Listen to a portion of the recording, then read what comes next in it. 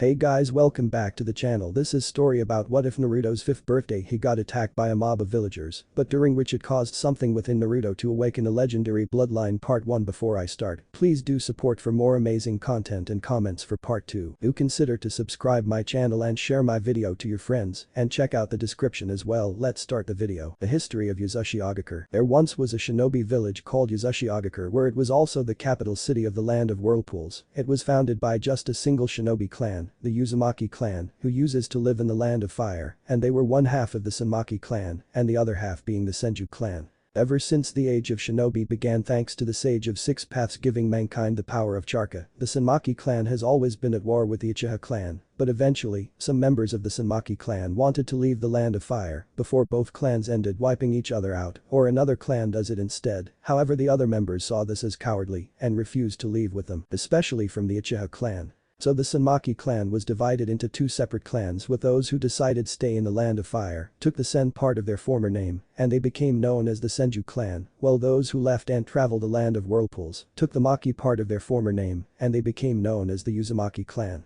Many years after the end of the clan wars, Hashirama Senju, the leader of the Senju clan and one of the founders of the village hidden in the leaf Konohamaru, formed an alliance with Yuzashio, and though the alliance Hashirama married Mito Uzumaki, the daughter of Ashina Uzumaki, who was the leader of the Uzumaki clan. The Uzumaki clan were renowned throughout the entire shinobi world for their great genjutsu skills, to the point that it led to their destruction, because during the second great ninja war Kusagakure, the Kigakure who were jealous of Yuzashio as they being called the six great nations, and so they attack, but there was also unknown force aiding them, and those who survived the village's destruction scattered across the globe seeking refuge. However, before the fall of Yuzashio, the daimyo of the land of whirlpool, the Uzumaki clan had sent Kushina Uzumaki to the hidden leaf village Konohamaru so she could become their Jinchuriki for the nine-tails fox, because only someone who possessed a strong body could contain it, which every single member of the Uzumaki and Senju clans possess, as well as she possessed a unique ability that only few members of the Uzumaki clan possess, which was Chakra Mold, where she can mold for chakra into chains that can restrain anyone, including the nine-tailed demon fox.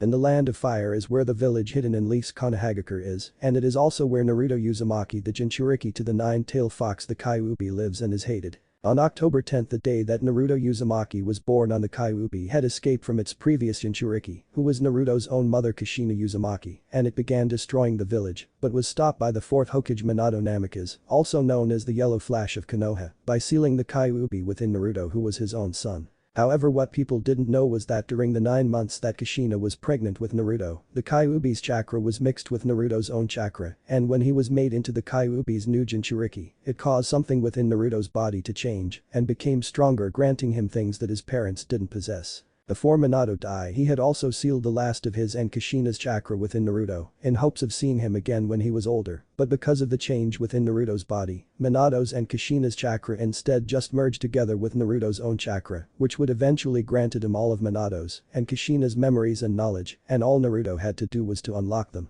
5 years after the Kyuubi's attack, ever since Naruto could remember from his earliest memories, was that almost every single person in Konoha had treated him worse than dirt, and they call him things like fox demon, spawn, monster, freak, murderer, and when he was 4 years, the elderly women who was in charge of the Konoha's orphanage kicked Naruto out, saying demons don't deserve to be taken care of. 2 months later, Hiruzen's and Black Ops finally found Naruto living in a dark alley, so they took Naruto straight to Hiruzen Sarutobi, the 3rd Hokage, where he set up an apartment for Naruto to live at the red light district. However, on one night when Naruto was walking home from Ichiraku Ramen before two Chunin who were hired by the mob and that were promised that if they bring Naruto to them, then they would be promoted to the rank of Genin, thanks to their connections to the civilian council. So when they had found Naruto, they dragged him into a nearby alley before knocking him out and took him to the mob, who were in a abandoned warehouse, and once they handed Naruto over to the mob, then began to beat him brutally. As the mob attacked Naruto, something within him broke and another thing else awakened, and suddenly wooden spikes burst out of Naruto's back, hitting the mob that were surrounded him, and as for the rest of the mob, they just stood and stared in shock, as the only person in history to possess the ability over wood was the first Hokage Hashirama Senju, and they were shocked again when Naruto stood up, and as he did, the mob saw that all the bruise and cuts they gave him began to heal itself, and soon not even a scar was visible.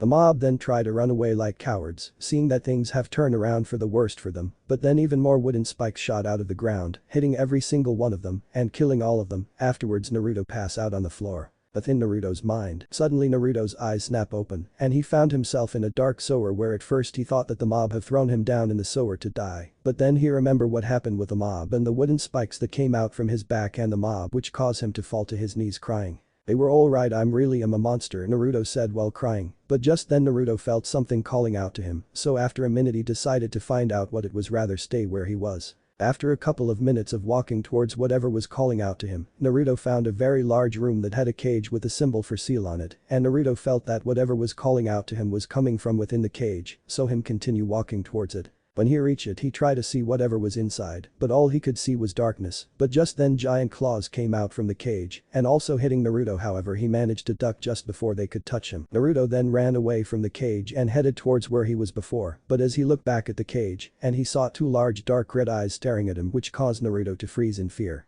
"So this is my new warden, I have never had met any of them so young before," the creature in the cage said. "WWHURRY Naruto asked in fear. "What are you saying, speak clearly boy?" The creature in the cage shouted angrily. "Who are you?"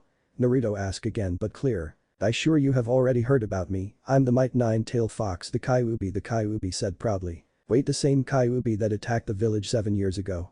Naruto asked. "The one and only," the Kyuubi answered proudly. "But that's impossible, I heard that the fourth Hokage killed you," Naruto said in disbelief. "Ha! No human can truly kill a Byaru, instead you lot just seal us away into something or someone," said the Kyuubi. "Wait, seal you?" Naruto asked. "Yes, your fourth Hokage knew that he couldn't destroy me, so instead he sealed me away," said the Kyuubi. "So does that mean that the fourth Hokage sealed you within me?" Naruto asked in hopes that he was wrong. "Yeah, 5 years your fourth Hokage sealed me within you to stop me from destroying your village," said the Kyuubi. "So when the villagers call me a demon they were right," Naruto said upset. "Ha!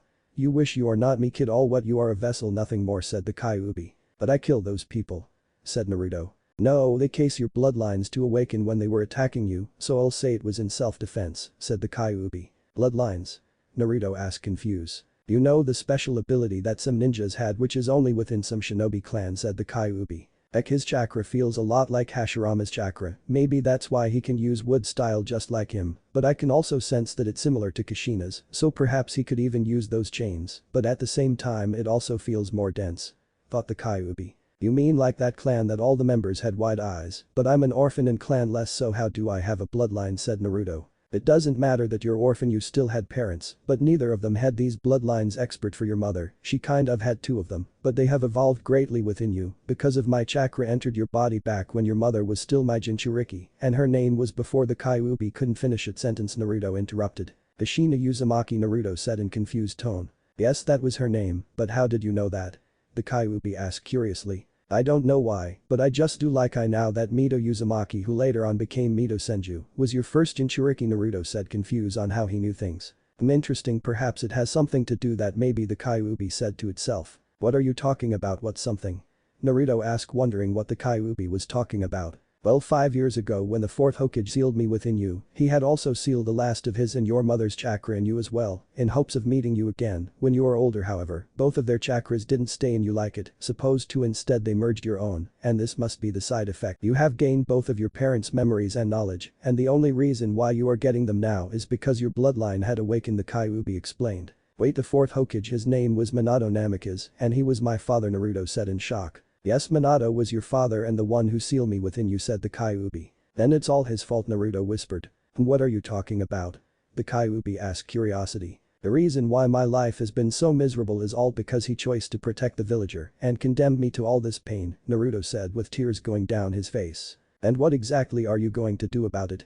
the Kyuubi asked curiosity. "I'm done with it, all of it. Why should I be their punching bag? Why should I try to understand them after everything they've done to me?" Naruto said in anger. "Aha, that's something I would like to see. Okay then, how about a deal?" said the Kyuubi. "What kind of deal?" Naruto asked curiously. "Simply I will help out in exchange you give me access to your senses like sight, hearing, taste, smell and touch, because it gets really boring in here and I like to know what's going on outside in the real world," said the Kyuubi. "You will help me in fights against strong people who want to hurt me?" asked Naruto. "Yes, that is exactly what I'm talking about, and you know that I'm not lying about this. If you have both of your parents' memories you know I can't do anything to you, even if you agree to this," the Kyuubi said and made Naruto think for a moment, and with his newfound knowledge he knew the answer. "You're right, it won't affect the seal or me if I give you access to my senses. There is just one more thing I would like from you," said Naruto. "Oh, what's that?" The Kyuubi asked curiously. As you probably know, I don't trust this place, so I want your help with my plan, said Naruto. And what plan is that? The Kyuubi asked even more curiously. It's a safeguard so that if this place ever tries anything against me, I'll have a place to go to if I decide to go rogue on them, said Naruto. If that's what you want, then sure, I agree, said the Kyuubi. Then we have a deal, Nine Tails, said Naruto. Kurama, my name's Kurama, said the now revealed Kurama. Okay then, Kurama, said Naruto. This may turn out to be very interesting, Kurama thought. At Konoha's hospital. As Naruto slowly opened his eyes, he found himself in a familiar hospital room and was laying down on a bed. Naruto figured that someone must have found him and brought to the hospital, but just then the door opened and third Hokage Hiruzen Sarutobi walk in. Naruto, my boy, you have finally awakened up. I was so worried for you, Hiruzen said in a kind tone. What happened? Naruto asked while he rubbed both of his eyes. Naruto, my Anbu found you unconscious inside a warehouse, said Hiruzen. Oh yes, said Naruto. Naruto, there were dead bodies of villagers all around you and they were all impaled by wooden spikes, so please tell me honestly what happened in that warehouse. Hiruzen asked, serious but also curiosity. When I saw it myself I immediately knew it was wood style, but how is that possible, since wood style is a mutation and not an actual bloodline, since only Lord Hashirama has possessed it, and if it was an actual bloodline, then Lord Hashirama's son Itama or his grandchildren Tsunade and Nawaki would have inherited, so how come Naruto possesses it? Hopefully it isn't because of those experiments, and if they were, then who performed them on him, Orochimaru or Danzo, and if so, when did they do it? Hiruzen thought, trying to understand. There has been two people with the Itama Senju, with the first being Hashirama's younger brother, while the second being Hashirama's son, who was Itama, as Hashirama named him that to honor his younger brother, and Itama was the father of Tsunade and Nawaki Senju. I can tell him most of the truth except for the parts about my bloodlines and meeting with the Kyuubi, since I don't know what he may do to me if he found out the whole truth, Naruto thought to himself. All I remember was that I was walking home from Ichiraku Ramen before two men dragged me to a dark alley and knocking me out, and when I woke up I was surrounded by a mob, then all of them attacked me, then everything went dark and now woke up here, said Naruto. I know that the Kyuubi didn't take control over him or everyone in the entire village would have felt its dark chakra, but why do I feel Naruto is hiding something from me? He would never hide anything from me, he trusts me completely. I better play some of my Anbu to keep track of him, just in case, thought Hiruzen. Hey Hokage-san, I don't feel bad or hurt, can I go home?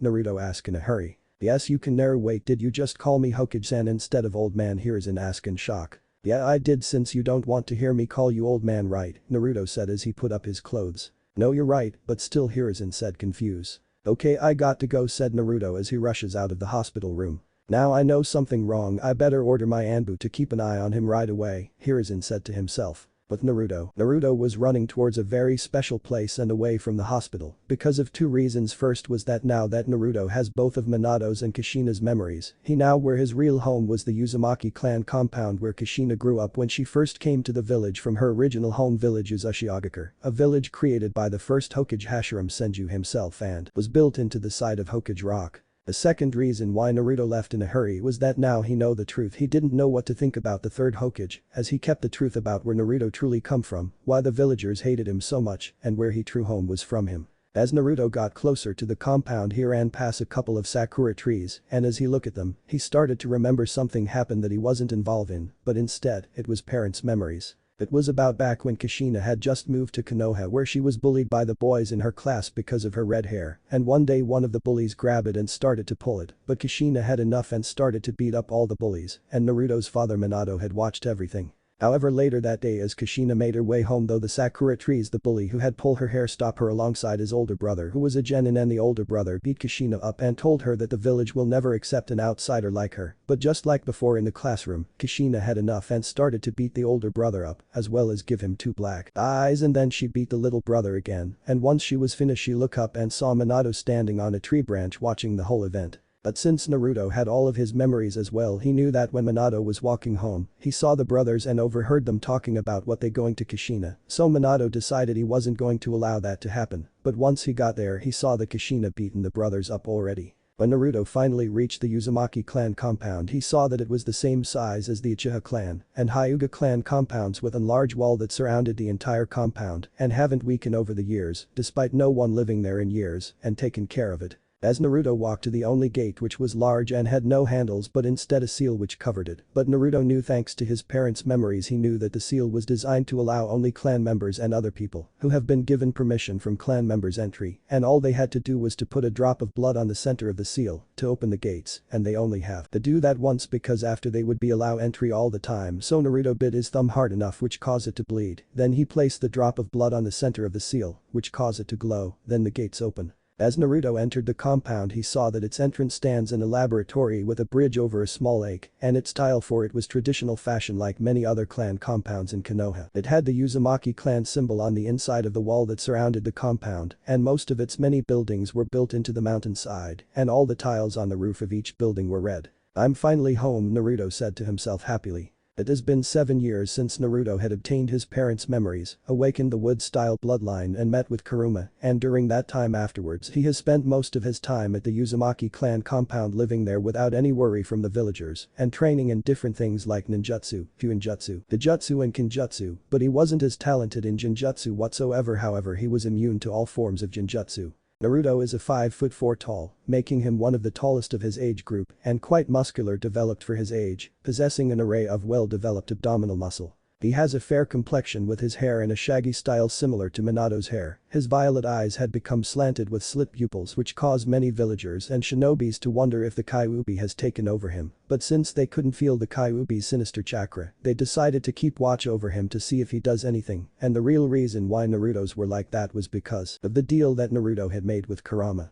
Naruto's body is like Meliodas from the 7 deadly sins anime. Naruto wears a dark red long-sleeved shirt that had a v-neck and a black jacket with a red Uzumaki Clan symbol on the back, black fingerless gloves, dark blue pants, gray high-top shinobi sandals, and a pair of brown leather belts with a brown shuriken holster. Naruto also has a couple of seals on his body, besides the one that kept Kuruma within him, which he kept hidden to avoid anyone getting suspicious. One was designed to stop the Hyuga clan's bloodline, the Byakugan being able to see their chakra network to make it harder for them to be able to close them. It was similar to the seal that was designed to stop anyone with the Byakugan to able to see inside the Uzumaki clan compound. The other seal was designed to stop the Uchiha clan's bloodline, the Sharingan, being able to copying any of their jutsus or techniques. Naruto had found the blueprints for both seals in his parents' office, however they incomplete, but having both of his parents' knowledge, Naruto was able to complete both seals by himself and apply them onto himself as well. The Konoha Academy was located nearby the Hokage mansion, and it was where children from the age of 7 to the age of 12 are taught and trained to become a shinobi and kunoichi for the village, in order to protect it and its people at all costs. But since Naruto had both Minato's and Kushina's knowledge, he already knew everything they teach at the academy, so he remained quiet and did what was needed during the 7 years attending the academy. The instructors would have tried to make him fail, but couldn't, as there were Anbu Black Ops members watching over Naruto's class since he was the Jinchuriki, and many of his classmates were the next heads for their clans. So instead the instructors encouraged Naruto's classmates and any other students to bully Naruto, in hopes that it would make him want to quit the academy, but it didn't work, since Naruto was able to easily avoid them. However, they all stopped entirely because of a certain incident that happened between Naruto and 4 other students in his class 2 years ago. It had happened during the break time when Naruto and his classmates were sitting in their classroom with Naruto sitting down in his normal spot reading a book, but was interrupted when one of the bullies took his book away from him and they began to mock him by saying things like, "What's wrong, you're going to cry. Nobody in the entire village cares about you and don't mind if we do anything we want to you." But when one of them said, "Why don't you go crying back to your dead mother?" that was when Naruto had finally snapped at them, and in that instant him attack all of them brutally, which ended with Naruto getting his book back and left the classroom, while 3 of the bullies got hurt so badly that they couldn't become shinobis in the future at all, except for one bully who didn't say anything, so he was lucky enough that he still could become a shinobi, but Naruto did broke his right arm, which prevented him from training for a couple of months.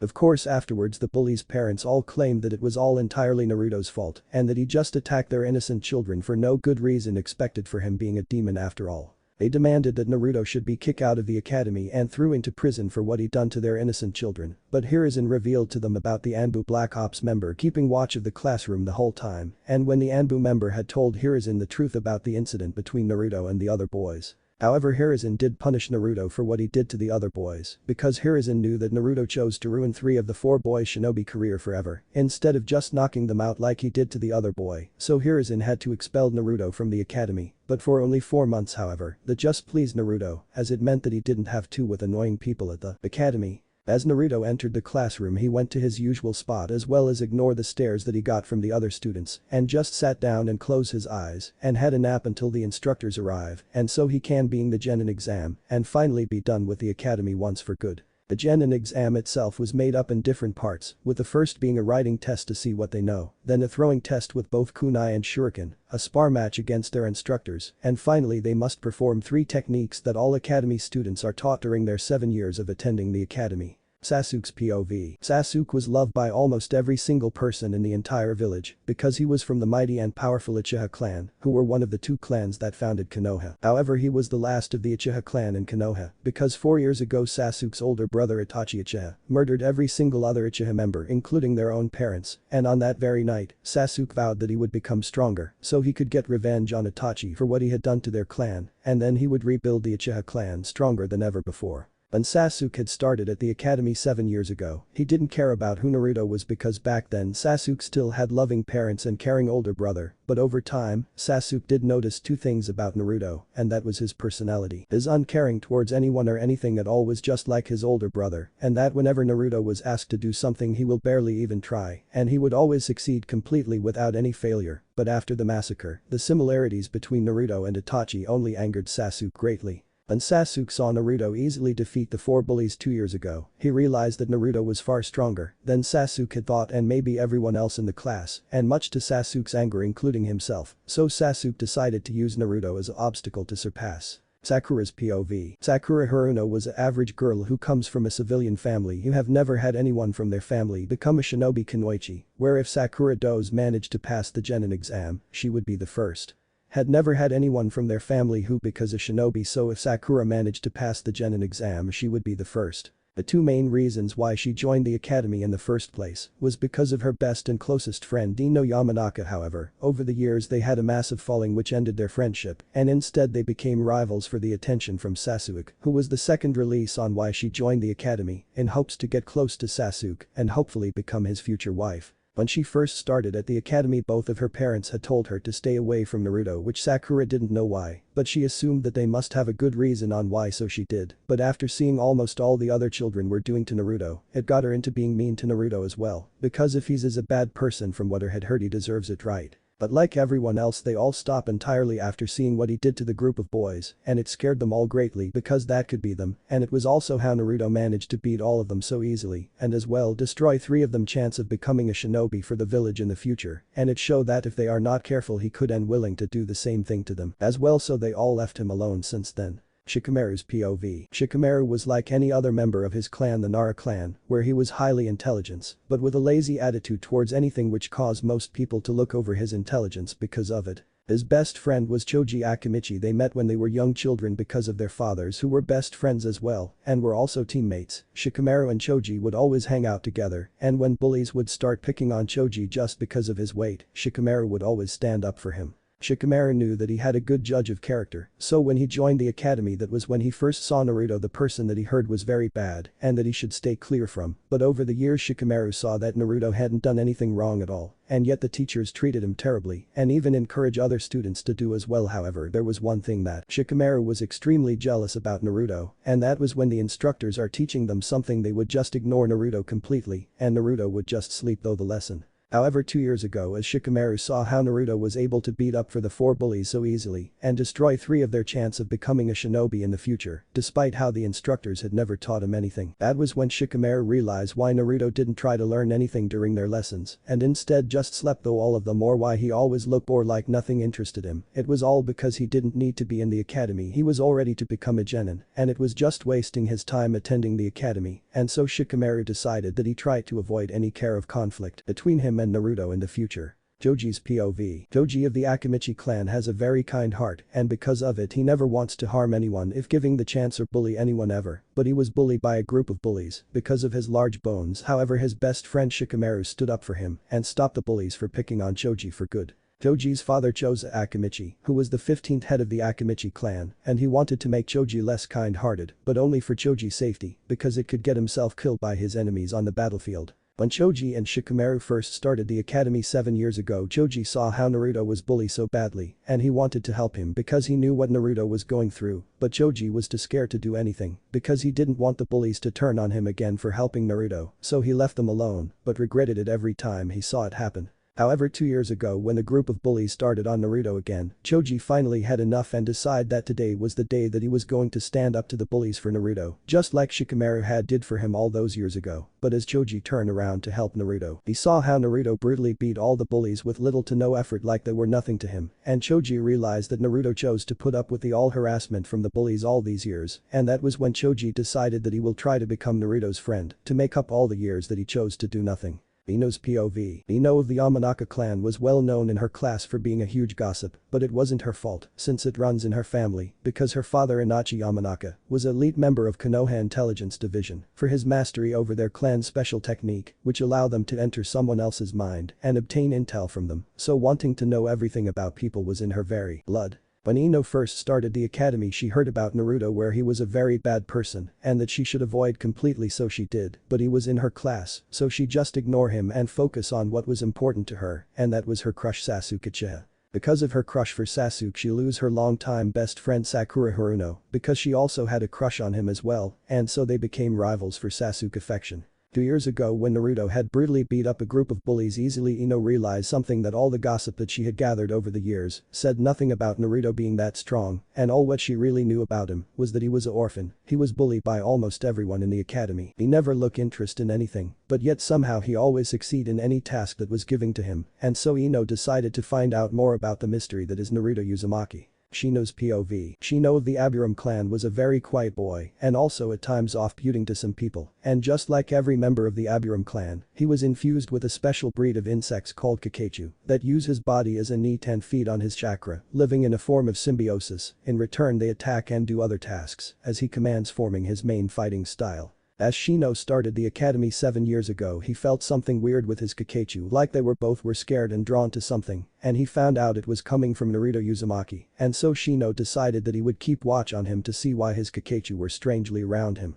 Over the years Shino had seen how badly Naruto treated from other students and even the instructors as well, but Naruto would just ignore them as always. But 2 years ago something unexpected happened when a group of bullies started on Naruto again, but unlike all the other times Naruto fought them and ruined 3 of their chance to become a shinobi in the future, and after that just got Shino even more curious about Naruto and what exactly was special about him. Kiba's POV. Kiba of the Uzumaki Clan, a clan that was well known for their use of ninkin as fighting companions, and they are also well known for their wild and loud personality, and also for their alpha complex, meaning they believe who is the strongest should get whatever they want because they were the alpha. Kiba adopted the alpha ideal completely, and so he trained hard alongside with his ninkin called Akamaru, so when he started the academy, he wanted to show everyone that he was alpha male, and they should all respect him, but instead most of them pay more attention to Sasuke. So Kiba decided that he would prove that he was the true alpha male in the class, not Sasuke. However, Kiba knew that Sasuke was strong, and there might be a chance that he would lose to him, and also he could get in trouble for starting a fight, so Kiba picked on someone else, and that was none other than Naruto Uzumaki, the boy that Kiba knew that he wouldn't get in trouble for fighting, and so Kiba and his friends began starting on Naruto.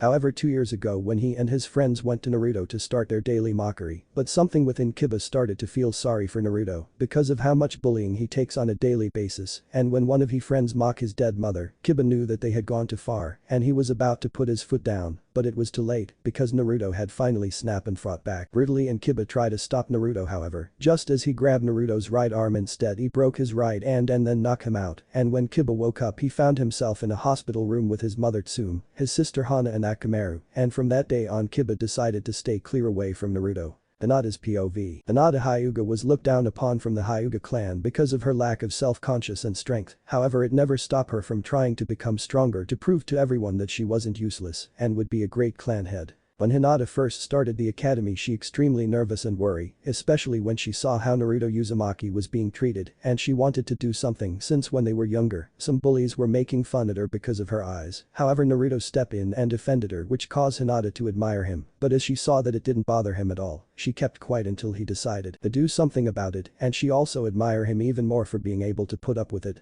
When she saw him beat up 4 boy who had bullied him over the years in the academy, she was surprised by Naruto's strength, but she realized why he was able to put up with all the bullying. It was because he was stronger than the men, they couldn't hurt him, and she believed that the 4 bullies deserved everything what Naruto did to them. Iruka's POV. Iruka Yamino was a proud chunin of the Hidden Leaf Village before he became a happy instructor at the Konoha Academy. Back when Iruka was still an active shinobi, he would always get hurt during a mission, so Hiruzen decided that it would be best for Iruka if he became an instructor at Konoha's academy because of his kind personality and his great knowledge of facts, which he would make a great instructor for the academy. When Iruka started his new job at the academy as instructor, he found out 3 things. The first was that his former teammate and longtime friend Mizuki had also started working there as instructor as well, and the second thing was that Mizuki would be working alongside him, which was great. But the third thing was Iruka found out about a certain student he would be teaching called Naruto Uzumaki, the host of the 9-tailed fox, the Kyuubi, the every same monster that murdered his parents years ago, and like most of the people in Konoha, Iruka hated Naruto for being the host, and so he allowed the other students to do whatever they liked to him, be it bullying or just ignore him.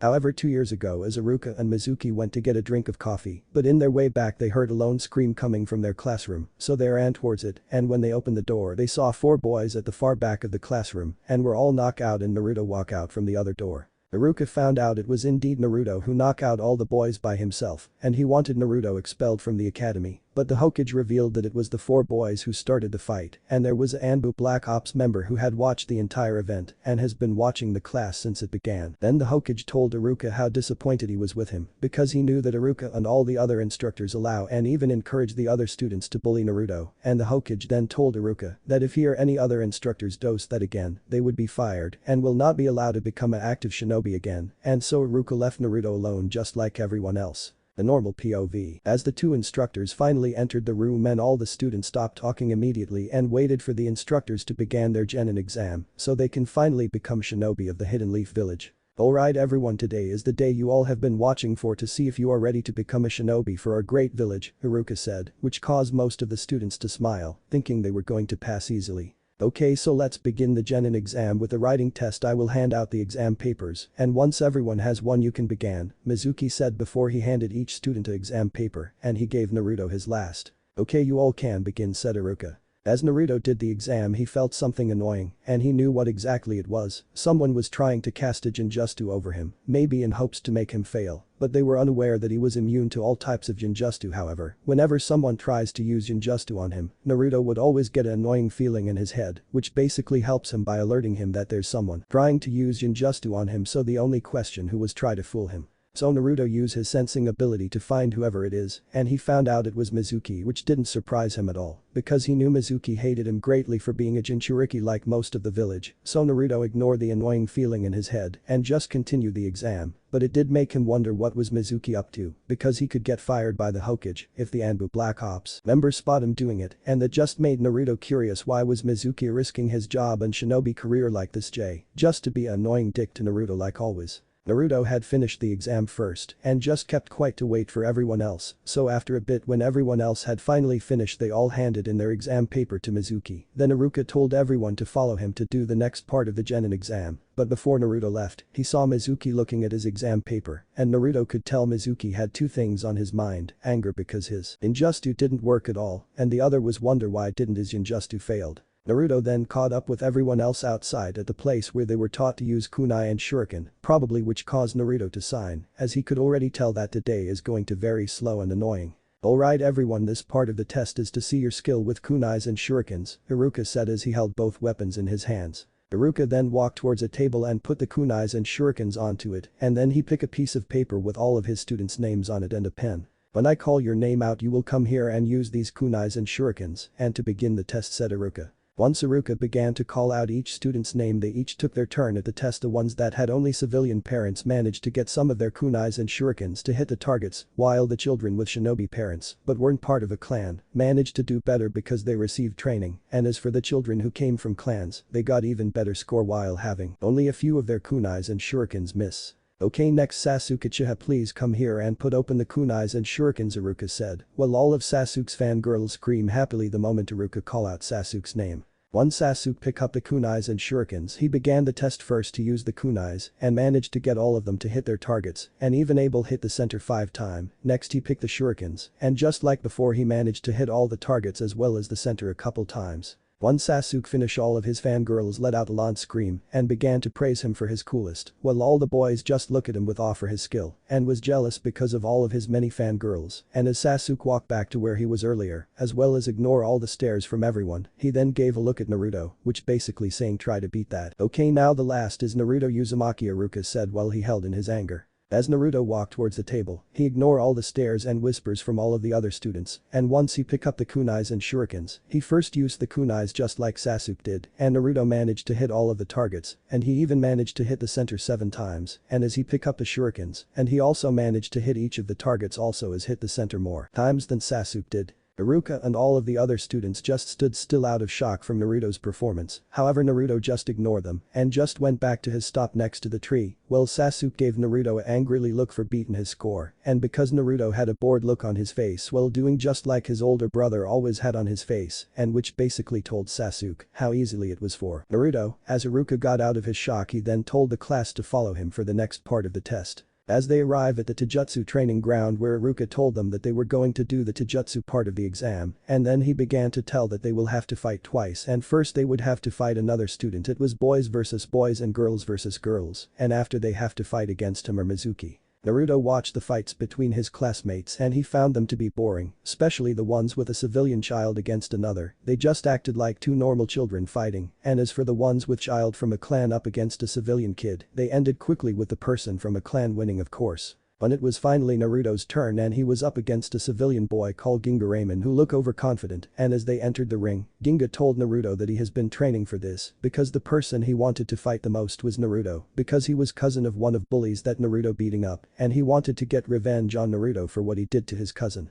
As Iruka shouted begin, Ginga ran straight at Naruto, thinking that with all of his training he has done Naruto wouldn't be a challenge for him and he wanted to make Naruto suffer soon as possible. But then Naruto appeared on his right side and with one punch to the face, which sent Ginga flying out of the ring and unconscious. As Naruto just stood there looking at his now defeated opponent with a disappearing look on his face, he muttered under his breath pathetic before walking away. As for the class, almost all of them were shocked because they barely saw Naruto move from his spot, but there was Sasuke who was both shocked and angered by Naruto's performance because it just showed how outclassed he was to Naruto, and as for the instructors, Iruka and Mizuki were shocked as well as they didn't expect Naruto to be that fast and strong. However, Mizuki was equally angered by Naruto's performance as much as Sasuke was, or even more so. Okay everyone, after I'll take Ginga to the nurse office we will begin the next part of the Taijutsu part of the exam, Iruka said as he picked up Ginga and then he did a hand signs and in a proof of smoke they were gone. A couple minutes later another proof of smoke appeared with it revealing Iruka, who then he told the class that he is going to read out half of the list of names that he has, and when once he call out their name they walk behind him, meaning that they are going against him and remaining people who fight against Mizuki.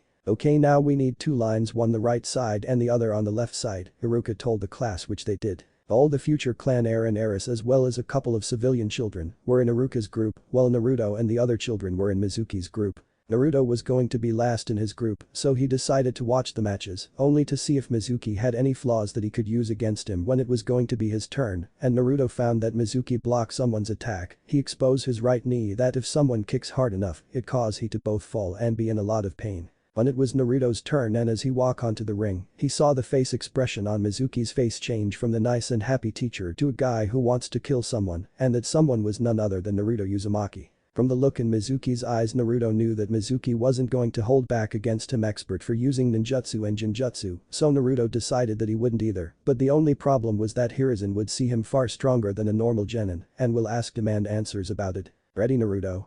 Mizuki asked in a nice tone of voice, but Naruto could see though it. Of course, Naruto said as he went into his fighting stance, which made everyone wonder where did he learn from because it wasn't taught at the academy. Mizuki went first by running straight at Naruto at a Chunin level, spend believing that he would just be a blur to Naruto. However, as he got to Naruto and Mizuki sent strong kick with left leg to Naruto's head, but instead of making contact between his foot and Naruto's head, Mizuki just went through him, and then Naruto's image just faded away like a after image, which shocked Mizuki, but before he could even think about it Naruto had appeared behind him.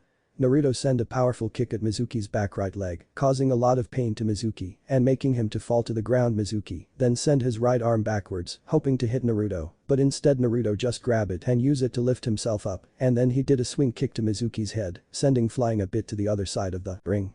As Mizuki picked himself up of the ground, he looked straight at Naruto with even more murder in his eyes than before, and he started to think how he had been beaten by someone who isn't even a genin yet, and also wonder how to make Naruto suffer for what he just did to him. However, before Mizuki could do anything, Naruto appeared out of nowhere and punched Mizuki straight in the face, breaking his nose. There. Mizuki yelled out in pain as he held his broken and bleeding nose. Naruto. This was just a friendly spar, why did you go overboard? Haruka asked angrily as he walked over to Naruto and Mizuki. It's not my fault, I expected better from someone who is a Chunin. Naruto lying as he knew that no one in his group who saw his match against Mizuki would tell Haruka that it was in fact Mizuki who went overboard first. And I thought that we only have to land a hit on you, which I did, but Mizuki just keep coming, said Naruto. There was no need for you to break his nose, Haruka told Naruto in a serious tone. Of course you wouldn't accept that because it came from me, but if it happened to any other student you would care greatly, Naruto said. Now Naruto, that isn't true, Haruka tried to explain, but he was interrupted by Naruto. You're just like the rest of this village, Naruto said as he walked away, leaving a shocked Haruka and Mizuki. Later, back at the classroom, as everyone was sitting down at their desks, Haruka and Mizuki, who now had bandage in his broken, walk in the classroom after going to the nurse's office for Mizuki. Okay everyone, this is the last part of the Genin exam. When your name call out you will walk to the room next door, and that is where you will perform the 3 standard jutsus. First you will break free from a low-level genjutsu. Second, you will do body replacement technique. Third, you will do the transformation technique and change into anyone you see fit, and fourth you will perform the clone jutsu. However, there is a 5th part, but you can choose not to do it, and it is that you can do any other jutsu that you know for extra credit in their exam, Haruka explained. As Haruka began to call out a name, a student got up and left the room. A couple minutes later, they returned with a headband that Konoha's leaf symbol on it, and another student and did the same. After a while some student came back with a headband whites, others didn't. When it was finally Naruto's turn, he did the same as all the other students. He got up and went next door, and as he entered the room, he saw the 3rd Hokage was sitting down by a desk with 2 Genin sitting next to him. Well, hello Naruto, are you ready to take the Genin exam, said Hiruzen. Yes Lord Hokage, Naruto said as he to the middle of the room. Okay Naruto, first let's do the breaking free from a genjutsu part of the exam first. Okay, Hiruzen said, receiving a nod from Naruto. This is going to be fun, Naruto thought to himself. As the Genin on Hiruzen's right side got up and walked a bit towards Naruto, the Genin then looked back at Hiruzen, who gave him a nod, telling him to provide, which he did by doing the hand signs and casting his genjutsu over, but to his surprise, it didn't have any effect at all. Why isn't my genjutsu working on you? I know that you ain't even trying to break free from it, so why isn't it working? Jonin asked Naruto, which surprising the other Genin and Hiruzen. Genjutsu doesn't affect me at all, Naruto said, shocking all 3 men. Why is that, Naruto? Hiruzen asked, curious. I don't know why, it just doesn't work on me, Naruto said, lying. Well, in fact he did know why. Maybe it's him being the Kyuubi's Jinchuriki, perhaps, Hiruzen thought to himself. Well anyways, let's continue with the exam. Next you will perform the body replacement technique with the chair over there, Hiruzen said, pointing at a chair in the corner of the room. Naruto gave a nod and did the hand signs and performed the body replacement technique without any problems. Perfectly performed, well done Naruto. Next, can you perform the transformation technique into anyone you want, said Hiruzen. Naruto did the hand signs, and in a proof of smoke, instead of Naruto standing there, it was Tobirama Senju, who had white shaggy hair and red eyes with 3 red marks under each of eyes and 1 on his chin, and was wearing his blue armor. He looks exactly like Tobirama sensei did before he died, Hiruzen thought to himself. Very good Naruto, Hiruzen said as Naruto turned back into himself. Now the 4th part of the exam is that you have to do the clone jutsu, said Hiruzen. Naruto did the hand signs and performed the standard clone technique, creating 4 more Narutos who stood next to him, which surprised Hiruzen, as he had thought that Naruto would have a problem with this jutsu, just like Kushina had, as they were the Kyuubi's Jinchuriki, meaning that they possessed a massive chakra amount. Now in the canon version, Naruto is unable to perform the standard clone technique because his chakra control wasn't good cause he had massive chakra amount. Perfect job Naruto, said Hiruzen, and Naruto released the clone jutsu.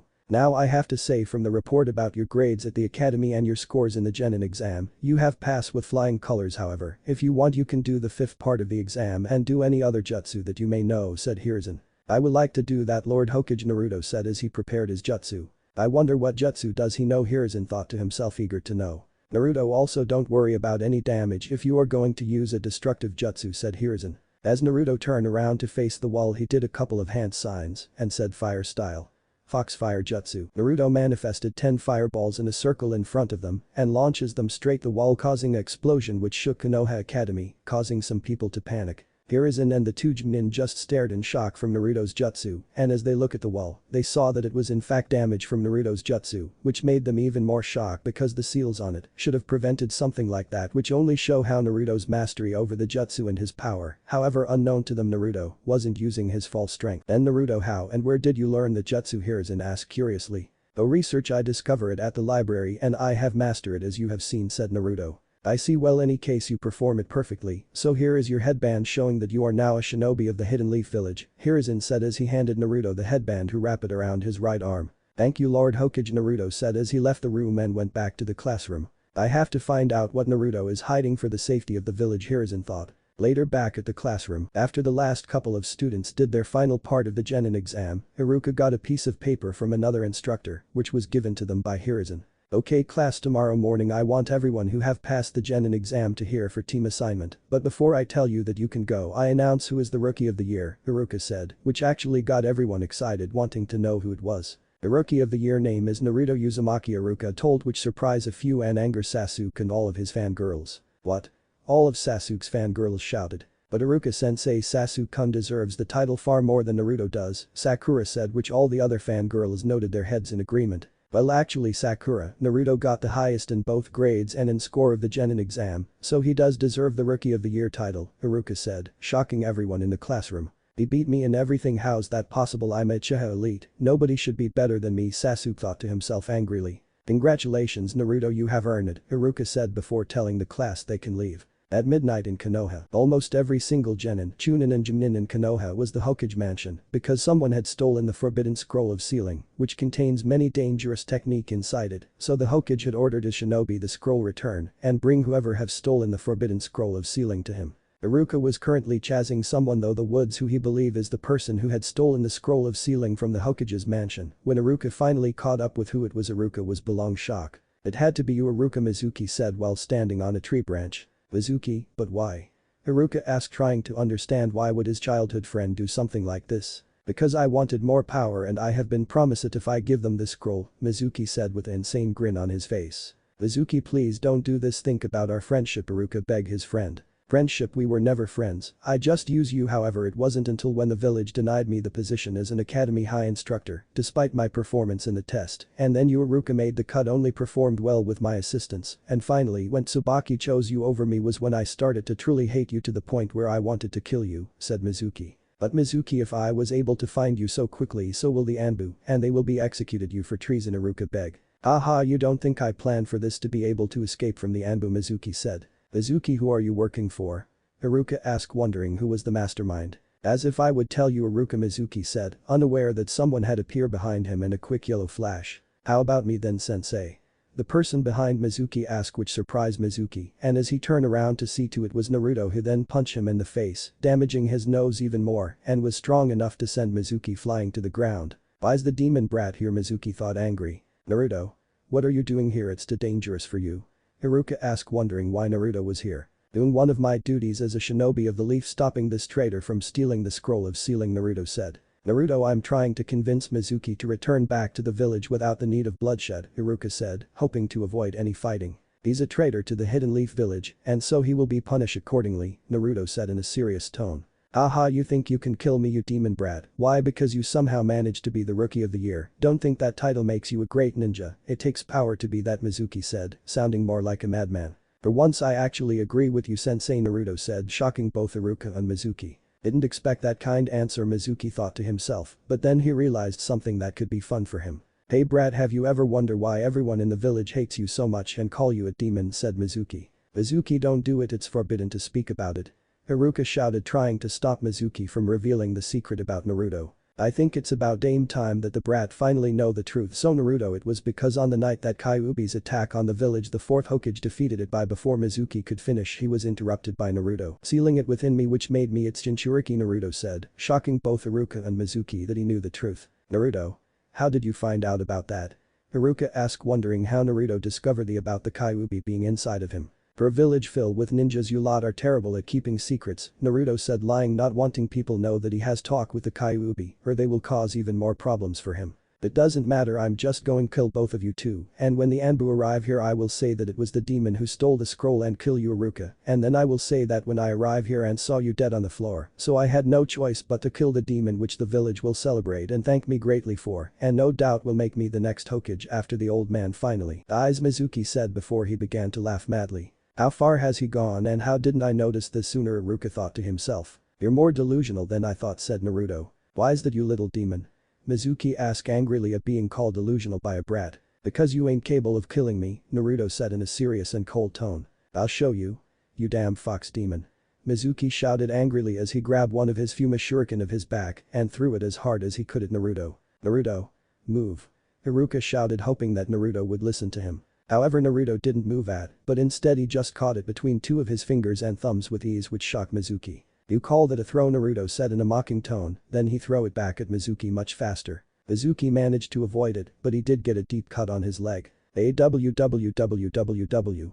Mizuki shouted in pain while he held the cut on his leg. Disappointing, sensei, I thought you would be able to dodge that with ease, being a chunin and all, but I guess I was wrong that you were stronger, Naruto said, wanting to anger Mizuki because of two reasons. First was because of the way that Mizuki treated him back at the academy, and second reason was anger doesn't always help in a fight, it can also cause you to make mistakes, which Naruto hoping for. Then he jumped off the tree branch that he was on and landed gently on the floor. I'm going to enjoy this, Naruto thought to himself as he lifted up his right sleeve and revealed a storage seal around his waist, and as he sent some of his chakra through it, and in a proof of smoke, Naruto was holding a pitch black sword with trims of grey sword. It's Kirito's sword from Sword Art Online. How does that demon brat know Fuinjutsu? Nobody at the academy or the entire village would have taught him that, so how, Mizuki thought, trying to figure out how, as well as Iruka, who wondering how Naruto knew it as well. I'm going to enjoy this far more than I should, thought Naruto. It doesn't. If you got yourself a fancy sword it still wouldn't help you against me, Mizuki said as he began doing a couple of hand signs.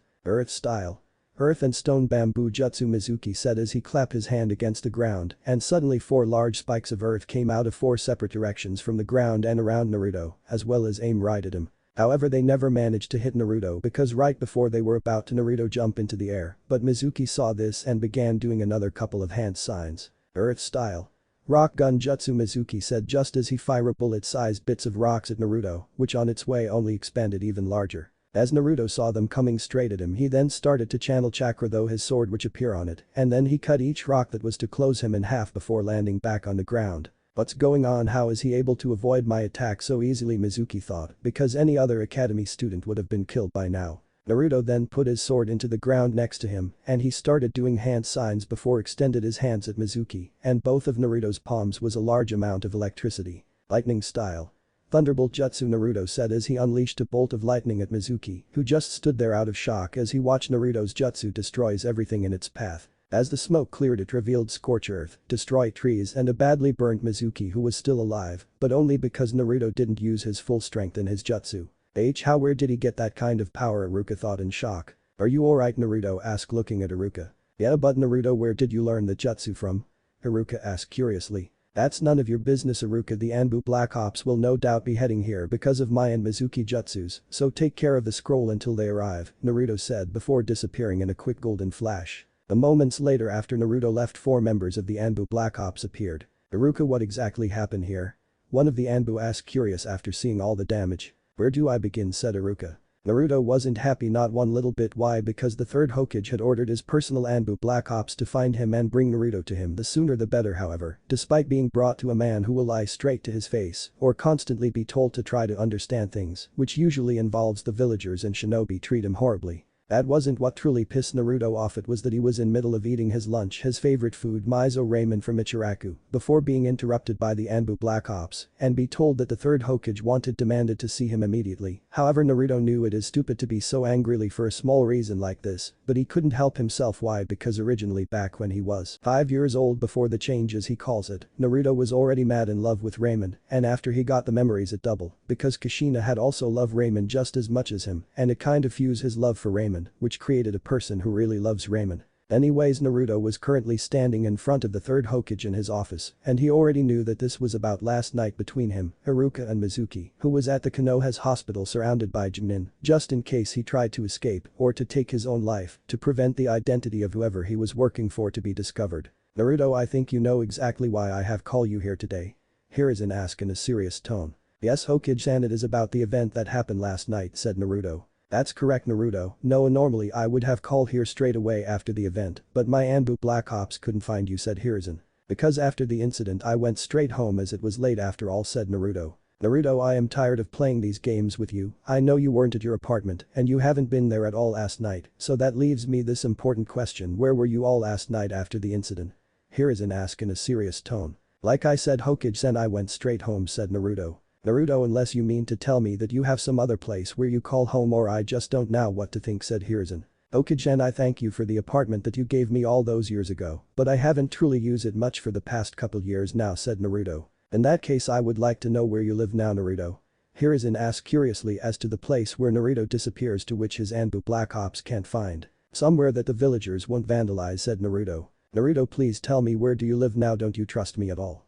Hiruzen asked. Hokage-san, if I reveal to you where I'm currently living, then some way or another it's going to get slip out and then I will have to put up with the villagers again. So it is not a matter of trust but protection for my home Naruto said, but in truth it was only part of the reason why, because if the Hokage knew where he was living, then he would also find out that Naruto knows who his parents were, which was something that Naruto didn't want people to know just yet. But it's important that I know where you live if something important comes up and I need to find you said Hiruzen. Hokage-san, I hardly think someone who leads an entire village filled with shinobi will need help from a fresh genin said Naruto. Fine, but if you want to be promoted to chunin rank, you will have to reveal it to me said Hiruzen. Fair point Hokage-san, but I will only reveal it when it is needed to be promoted to chunin said Naruto. Okay then Naruto, but back to my original question, what happened with Mizuki? Hiruzen asked. I prevented a traitor from stealing the scroll of sealing said Naruto. Which is great and all, but what I'm asking, how were able to stop a chunin, and how or where did you learn that lightning style jutsu which you use against Mizuki?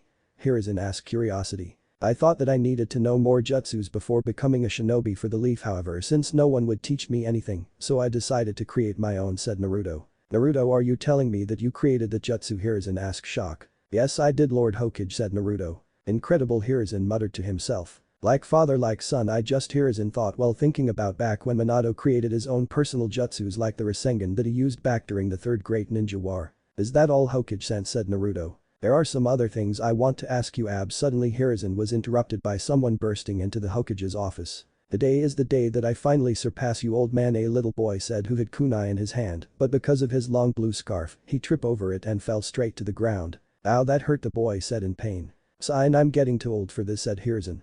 As the boy picked himself up he looked at Naruto and his eyes changed from pain to anger. You're the one who tripped me and ruined my surprise attack on the old man, didn't you?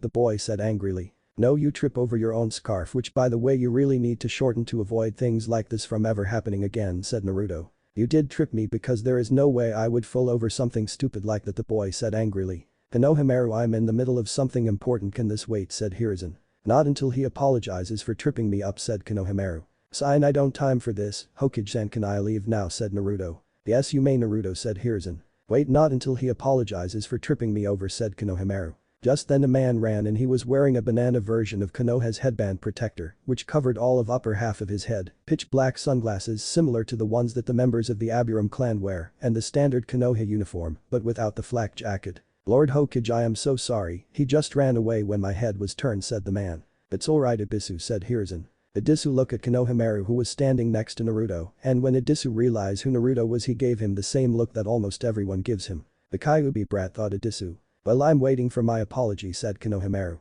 I'm not apologizing for your stupidity, Naruto said as tried to walk away, but was stopped when the boy ran in front of him and stood in his way. Honorable grandson, has he done something to you?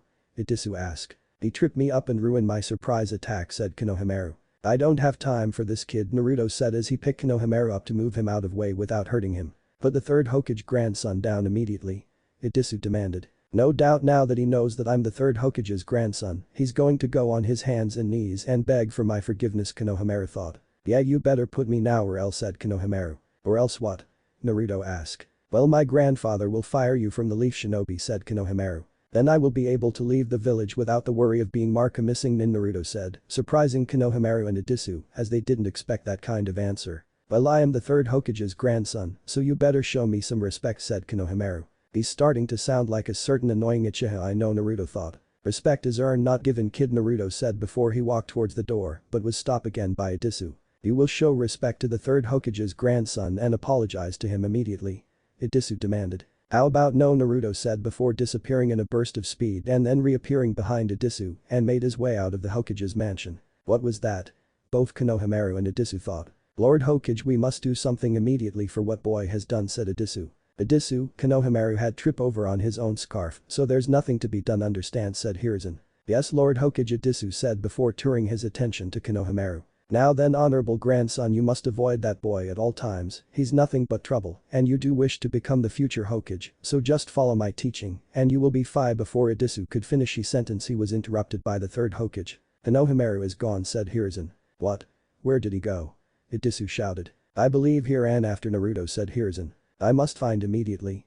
Itasu shouted before running out of the room. Is he always this loud? Hiruzen said to himself. With Naruto, after leaving the Hokage's office, Naruto would usually find somewhere no one would see him and use the flying thunder jutsu to get back to the Uzumaki Clan compound to avoid the villagers. However, Naruto decided not to because he thought that the Hokage's personal Anbu Black Ops could be following him, and since he need to get some shopping done and knows a few shops that ain't run by idiots. But as soon as he had left the mansion, he knew the third Hokage's grandson Konohamaru was following him and was trying to hide by using a fake wooden fence cover to himself. You can come out now, Naruto said as he walked up to the wooden fence and pull away at it to reveal Konohamaru.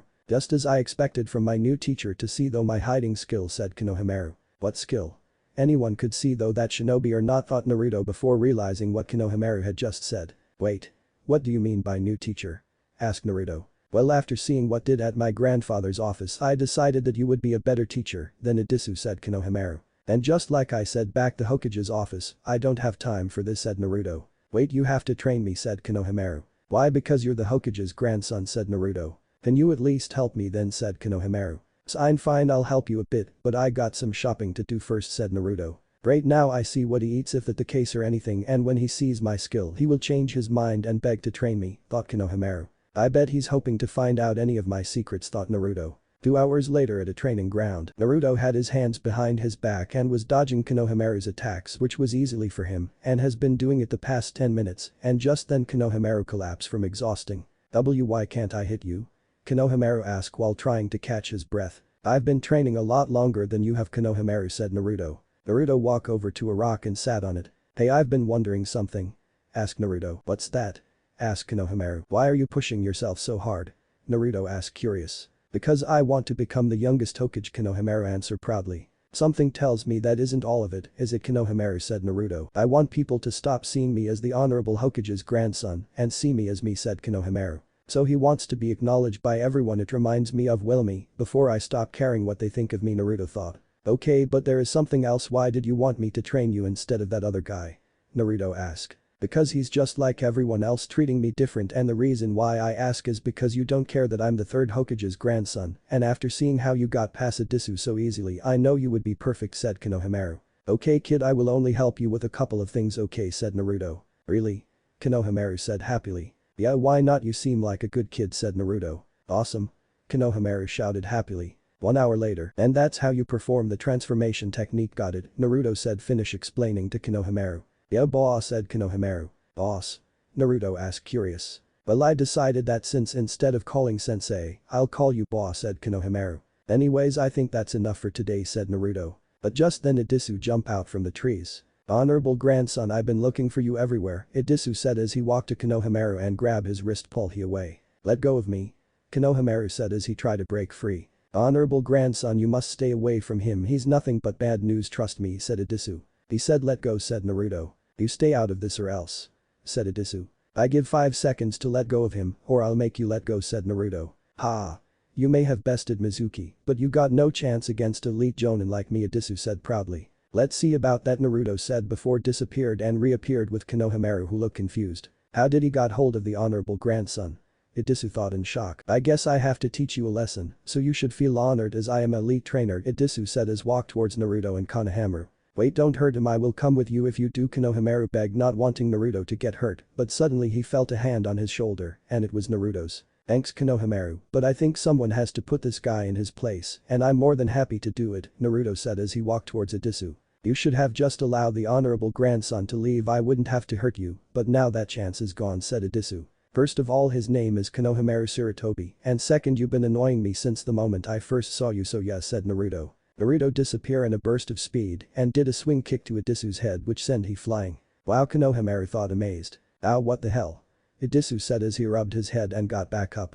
I think you shouldn't underestimate your opponent, said Naruto. I guess I really shouldn't, however I may not know how you are able to move this fast, but isn't enough to beat me, said Idisu. First he's saying not underestimate me and in a second later he underestimate me, what a idiot, thought Naruto. The Hokage wouldn't like it if I harm the brat, but he seems a bit overconfident with his skills, no doubt because he had managed to defeat that weakly Mizuki and now landed a hit on me, so in his own good, I should show him how a real shinobi do battle, Idisu thought as he changed Naruto in Genin level of speed. I guess he's not playing around anymore, Naruto thought as he lifted his arms up to block Idisu kick and then he pushed him back. Naruto went into his fighting stance and in a burst of speed at Idisu, sending many powerful punches and kicks at him, which he only managed to block a few before being overwhelmed by Naruto's attacks, and suddenly Naruto did a high kick to Idisu chin, which sent him in the air, and Naruto jump up kick him back down.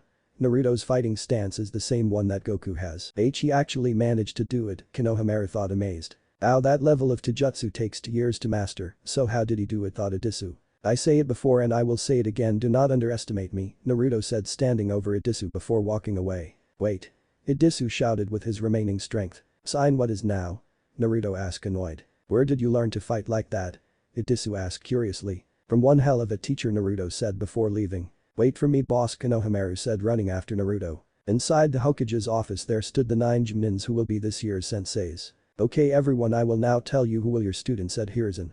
Out of the 9 people who was stand in front of Hiruzen, there were 3 talented Genins of the Hidden Leaf Village. First was Kurenai Yuhi, who is one of the best ninjutsu user in Konoha. Next was Asuma Sarutobi, who was the son of the 3rd Hokage and a former member of the 12 Guardian Ninja. And finally was Kakashi Haddock, who is one of Konoha's most talented shinobis as he is known throughout the shinobi world and he was a student of Minato. Team 7 will have Sakura Haruno, Sasuke Uchiha and Naruto Uzumaki, and their sensei will be Kakashi, Hiruzen said, getting a nod from Kakashi. Team 8 will have Kiba Inuzuka, Hinata Hyuga and Shino Aburam, and their sensei will be Kurenai, Hiruzen said, getting a nod from Kurenai. Since Team 9 is still active, so instead Team 10 will have Ino Yamanaka, Choji Akimichi, Shikamaru Naru, and their sensei will be Asuma, Hiruzen said, getting a nod from Asuma. I trust that you all have a test for your teams, Hiruzen said, getting a nod from everyone. Good, then after the test return here to inform me if they are ready or not, Hiruzen said before everyone else left the Hokage's office. Kakashi, there's something I need to discuss with you, said Hiruzen.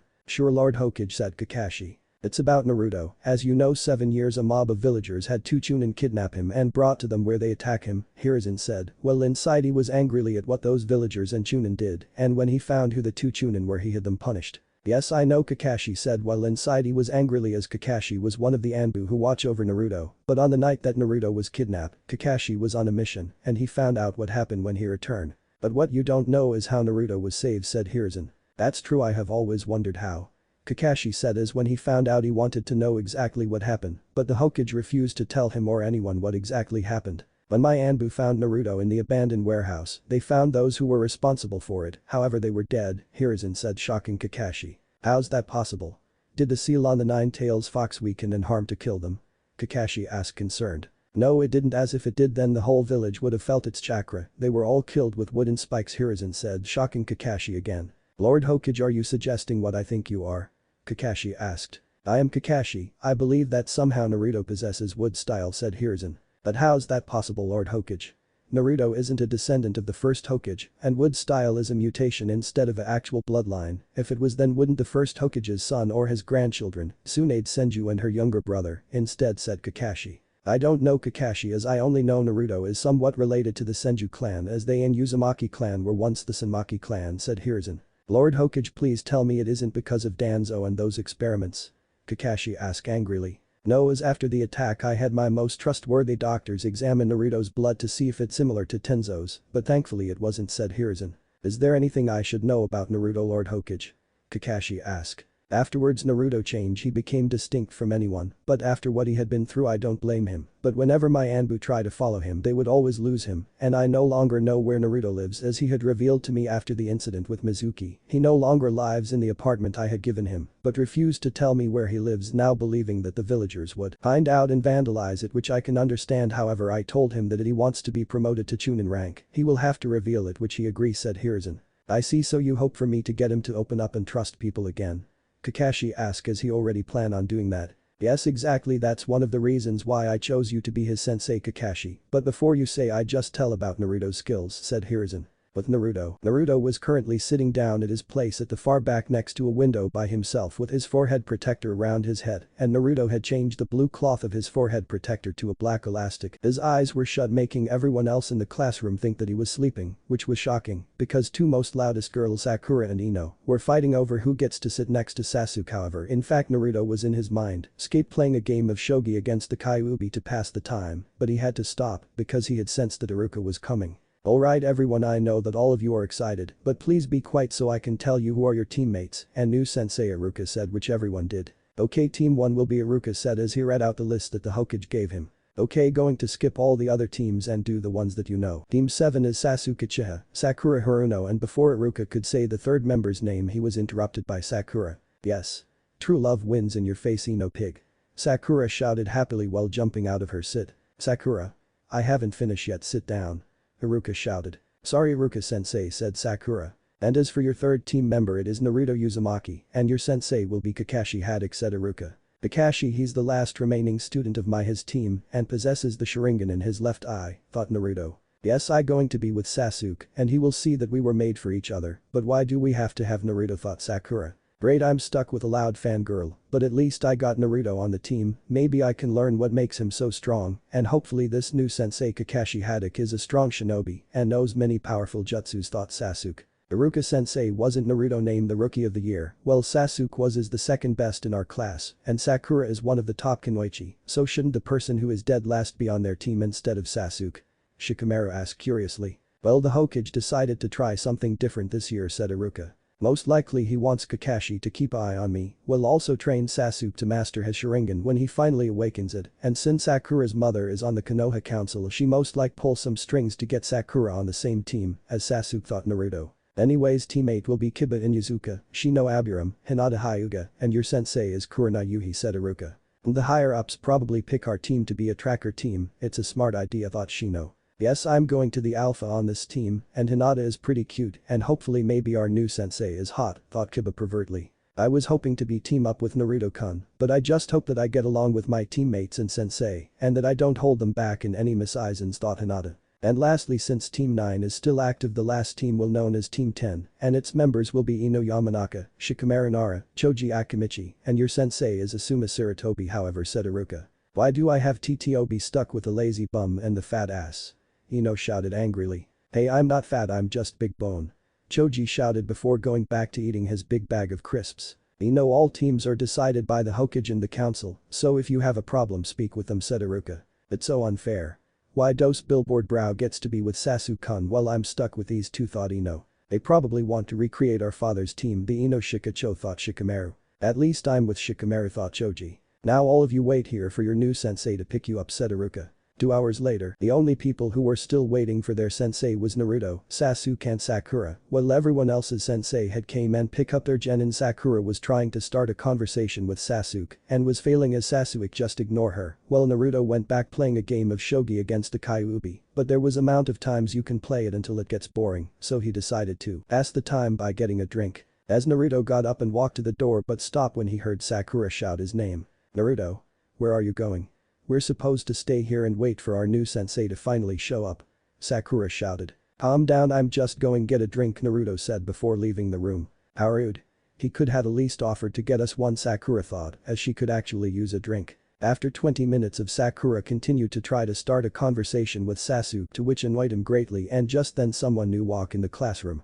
Hi there, I'm Kakashi Haddock and I'm your new sensei, Kakashi said, not looking up from his orange book. Kakashi-sensei, Naruto's isn't here, Sakura said, which made Kakashi look up and saw that Naruto wasn't there. Where is he then?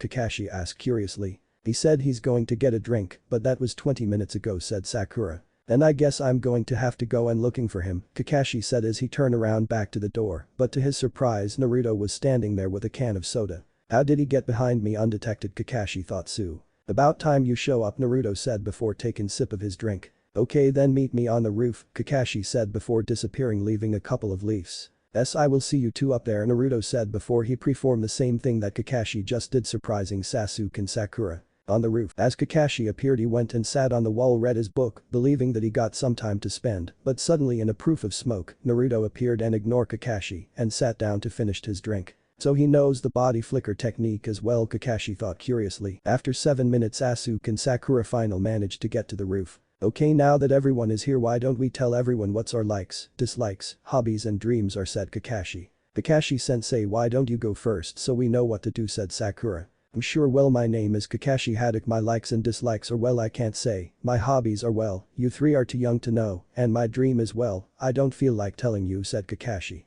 All he told us was his name, and we already knew that, thought Naruto, Sasuke and Sakura. Kakashi Haddock, also known as the copycat ninja and Kakashi of the Sharingan, the son of a famous shinobi Tsukumo Haddock, the White Fang of the Leaf, likes and hobbies are mostly reading a book from Icha Icha series, which is a dirty porn book, and his dislikes are those who abandon their comrades, and his drama is to honor his fallen comrades, Naruto said, shocking Sasuke, Sakura and Kakashi. How the hell does he know so much about me when he's only just met me, thought Kakashi. He possesses the Sharingan. How's that possible? He isn't a Uchiha, thought Sasuke. How does he know so much about our sensei already, thought Sakura. Naruto, how exactly do you know so much about me? Kakashi asked curiously. Knowledge is power, especially in this world, said Naruto. Okay, how about you go first, Pinky, said Kakashi, pointing at Sakura. Don't call me Pinky.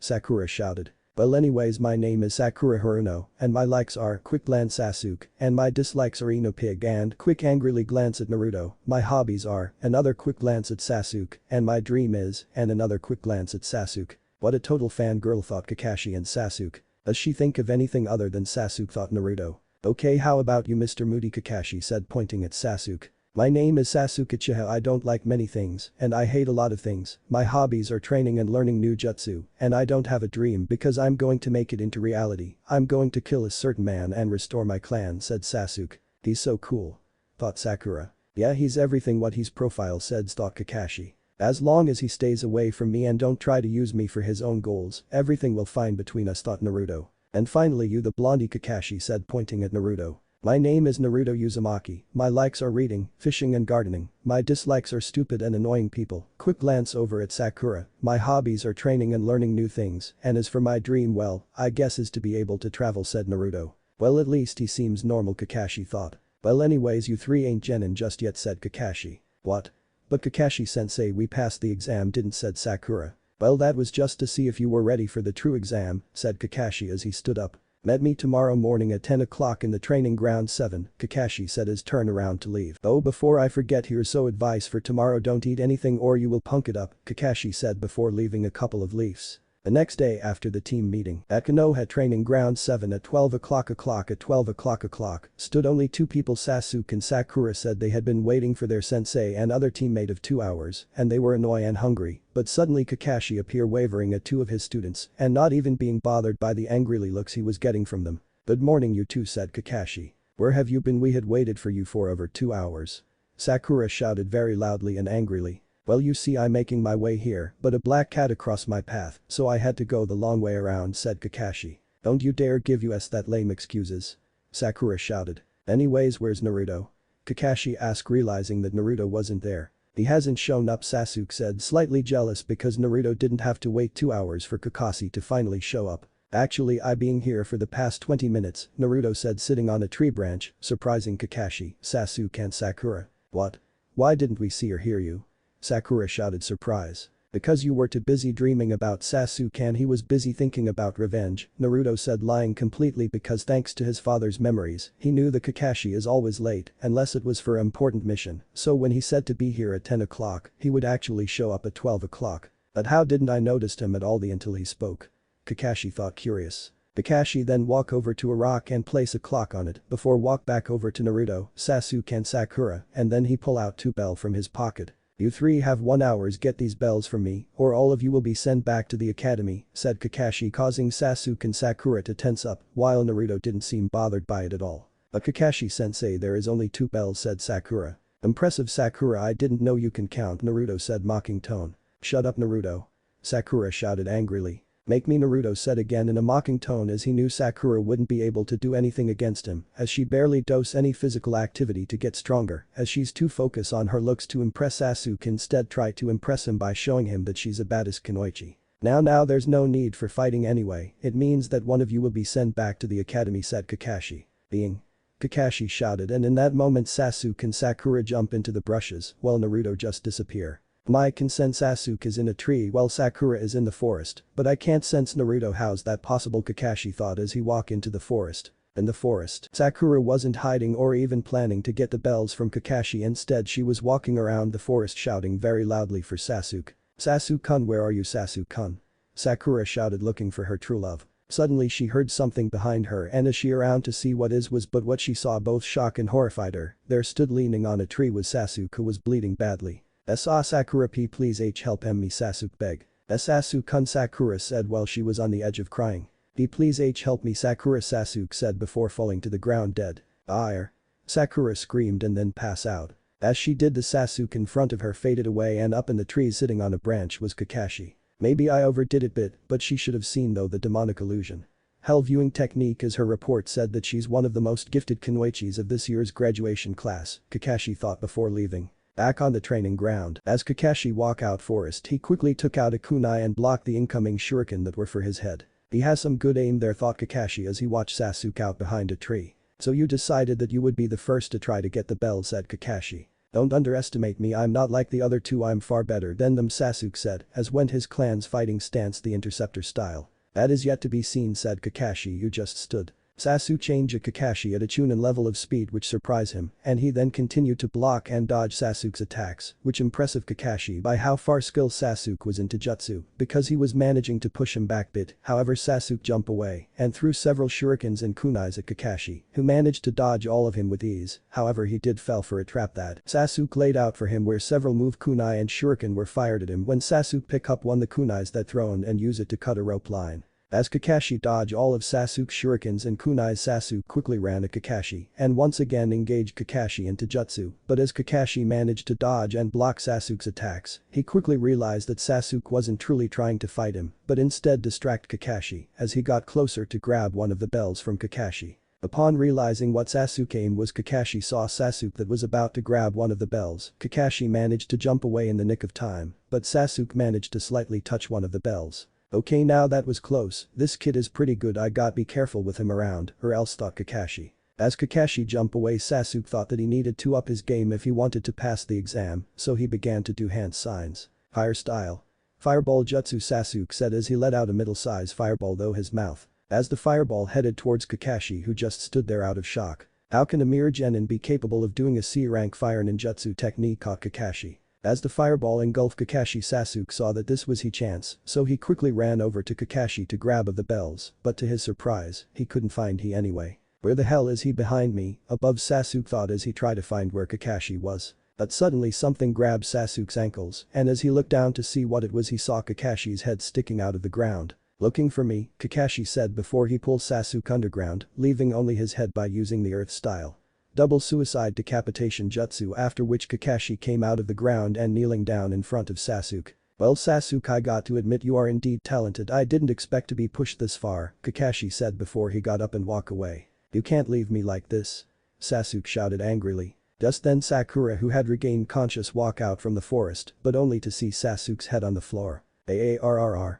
Sakura screamed in terror. Sakura, I'm not dead, it's just that the rest of my body is buried underneath, said Sasuke. Don't worry, Sasuke-kun, I will get you out of this, Sakura said as she ran over to help Sasuke. Suddenly Naruto appeared and started walking towards Kakashi. So there you are, I was wondering where you got it, said Kakashi. But seriously, where the hell did he go? I couldn't sense him anyway at all, thought Kakashi. Naruto.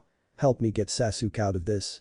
Sakura demanded. However, Naruto just ignored her and continued to walk over to Kakashi with a serious look on his face. So you want to take a chance and try to get the bells by yourself, then let's see if you have better luck than Sasuke did, said Kakashi. Well, I want to pass your test, but also I want fight against someone who is actually strong, Naruto said. He just went into his fighting stance, which made Kakashi curious as he hadn't seen stance before. Naruto in a burst of speed that was Genin level charged at Kakashi, which caught him by surprise, while to Sasuke and Sakura, he just disappear and reappear in front of Kakashi. As Naruto attacked Kakashi with his taijutsu, to which he actually managed to land his blows on Kakashi, who could only block and dodge them at the best of his ability, and Naruto then flip upside down in the air and start to kick Kakashi to distract him, while he used his hands to grab one the bells of Kakashi's belt. However, Kakashi saw that Naruto was trying to the same thing that Sasuke had tried before, so he kicked at Naruto in his chest to get him away. He's a lot far faster and stronger than the avenged Genin, Kakashi thought, while also thinking about a certain Bushibo shinobi.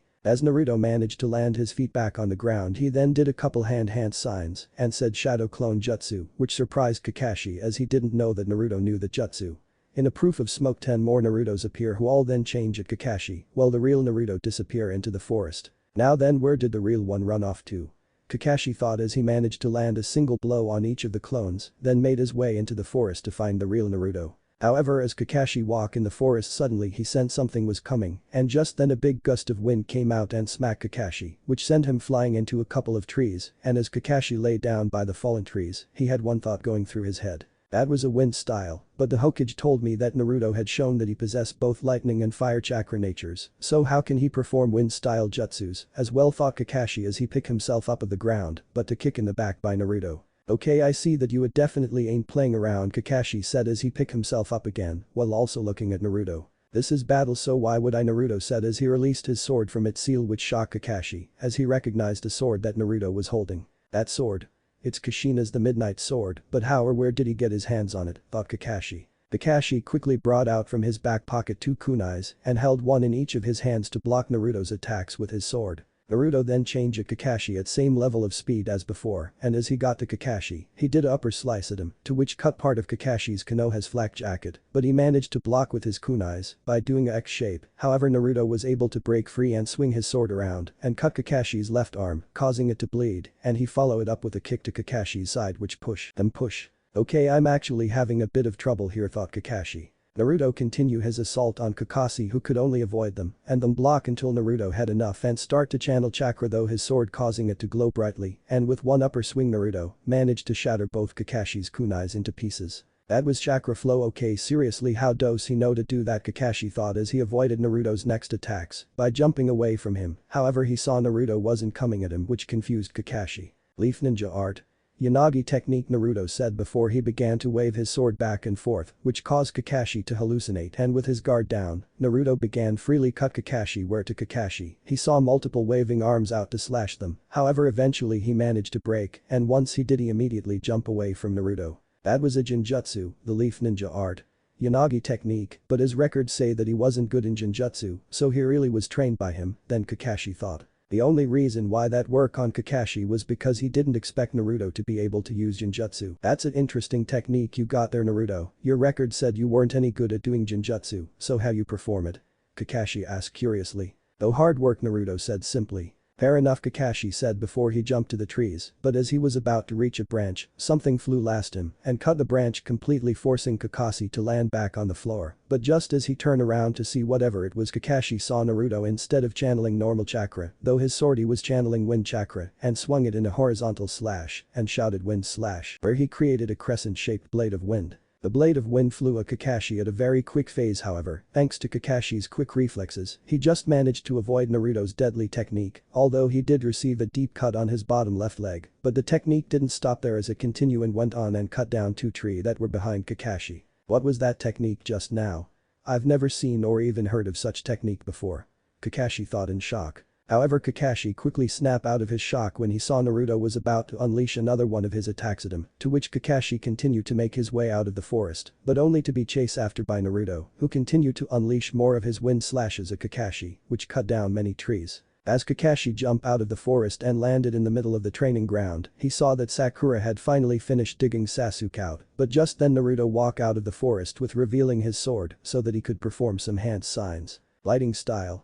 Lighting roar, Naruto said as he let out a blast of lighting through his mouth, and it destroyed everything in its path, and because of its speed and large range, Kakashi couldn't escape in time and was completely hit by it. Sasuke and Sakura stare at Naruto's attack in awe and shock. What was that jutsu, thought Sakura. Where did you learn the jutsu, thought Sasuke. However, as the smoke cleared, it revealed Kakashi was there, and for a second Sasuke and Sakura thought that Naruto had completely destroyed Kakashi, but just Kakashi appeared behind Naruto in a crouched position and his hands form a tiger seal. Second rule of being a shinobi: Naruto, never let your enemy get behind you, said Kakashi. Konohamaru most secret and sacred technique.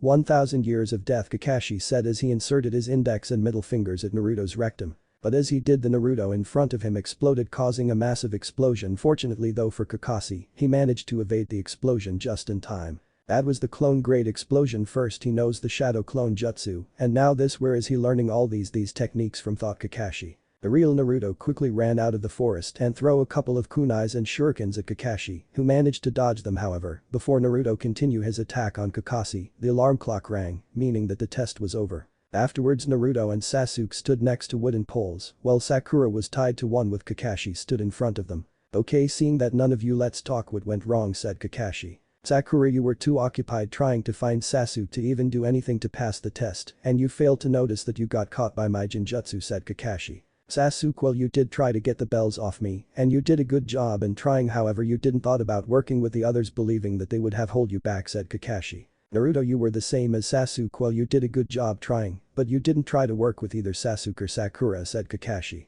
However, I got to pass them, or the civilian council will be pissed off that didn't pass Sasuke, because they want me to train him in everything that I know, and Sakura's mother will get them angrily, and as for Naruto, the Hokage wants me to keep eye on him, and after seeing this I can understand why, thought Kakashi. Actually, Kakashi-sensei, I did manage to get both bells from you, Naruto said, holding them in his hands. Kakashi, Sasuke and Sakura just stare at Naruto in shock. No way he actually managed to get them, while Sasuke-kun couldn't, thought Sakura. How did he get them, and when I couldn't, thought Sasuke. When did he get them off me, thought Kakashi. Naruto, when did you manage to get them?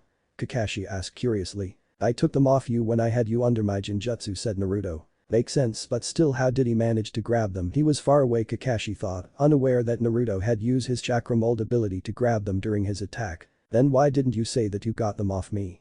Kakashi asked curiously. Because I wanted to see how I fare against you, said Naruto. Okay, well done, Naruto. However, as for Sasuke and Sakura, you two will also pass the test, because I believe disputes your problems. You two have potential to become great shinobi in the future, Kakashi said, making up excuse as to why they truly pass. It is most likely he doesn't want to get in trouble with the civilian council for failing Sasuke and Sakura, thought Naruto. So now on we team 7, said Kakashi. Yes, I'm going to be with Sasuke no matter what, Sakura thought happily. He seems pretty good, maybe he can help me get stronger, thought Sasuke. Okay, let's meet at the Hokage's mansion for our first mission as a team, said Kakashi. As Naruto, Sasuke and Sakura left Kakashi alone, he had one thought going through his head. The Hokage is going to want to know what happened, Kakashi thought as he walked towards the Hokage's office. In someone else's point of view, deep within the forest that surrounded Konohamaru, something was running as fast as it could away from Konoha, and if someone could see in its eyes, they'd be able to see it had hope of escaping. I'm almost there and I'll never have to deal with that thing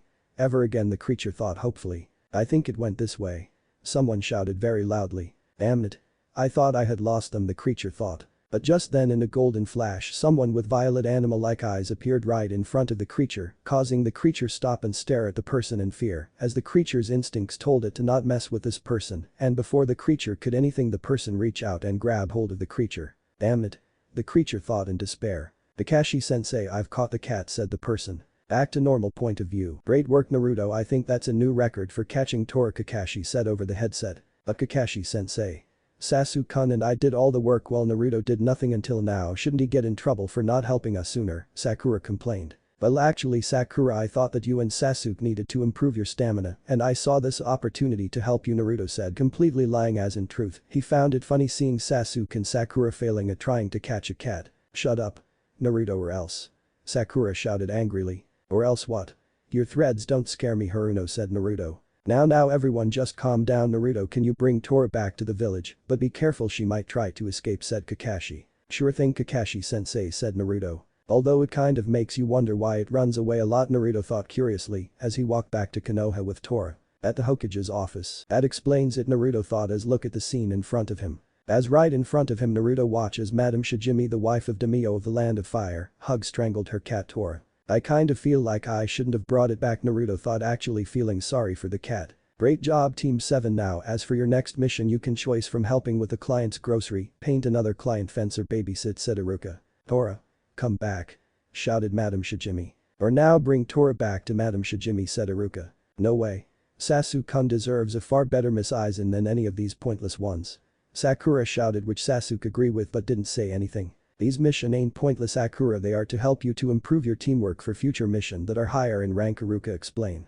I need harder missions so that I can become even stronger, said Sasuke. You're not ready for them. You're just a brand new Genin team, said Iruka. Iruka, if they think they are ready for a higher rank mission, why don't we just give them a C rank Konoki if you think they're ready, Kakashi?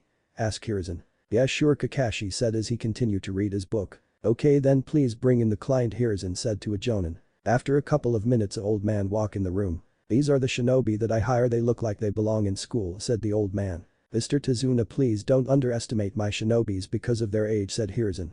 I'm just saying that I wanted real shinobi, not children. Before Tazuna could finish his sentence, he felt something sharp against his neck and as he looked down, he saw Naruto who was holding a kunai against his neck. Tazuna could finish his sentence, he felt something against his chin and as he looked down he saw Naruto whose right fist was his chin. Listen to our Hokage and don't underestimate me, got it? Naruto said in a serious tone which scared Tazuna. While all of this was happening, everyone else in the room all thought about what just happened. How did he get there so fast? Thought Sakura. How is he able to move like that? Sasuke thought. At least I know that this mission isn't going to be that difficult as it being a C rank and having Naruto will just make it that more easier, thought Kakashi. So Kakashi wasn't overestimate about Naruto's speed, thought Hiruzen. I still find it hard to believe that a new Genin has that kind of power, thought Iruka. What the hell? Tazuna thought, terrified. Now Naruto, it's bad for business to threaten the client, said Hiruzen. Yes, Hokage, and Naruto said as he pulled his kunai away and then walked back to where he was standing a moment ago. As you can see, Tazuna, do not underestimate my shinobi, even the Genin, said Hiruzen. Why yeah sure, Tazuna said, who was still a bit scared. Okay team, let's meet at the West Gate in 2 hours and bring only the things that you need, said Kakashi. 4 hours at Konoha's West Gate. Right now Sasuke and Sakura were waiting for Kakashi and Naruto for over 2 hours. Where the hell are they?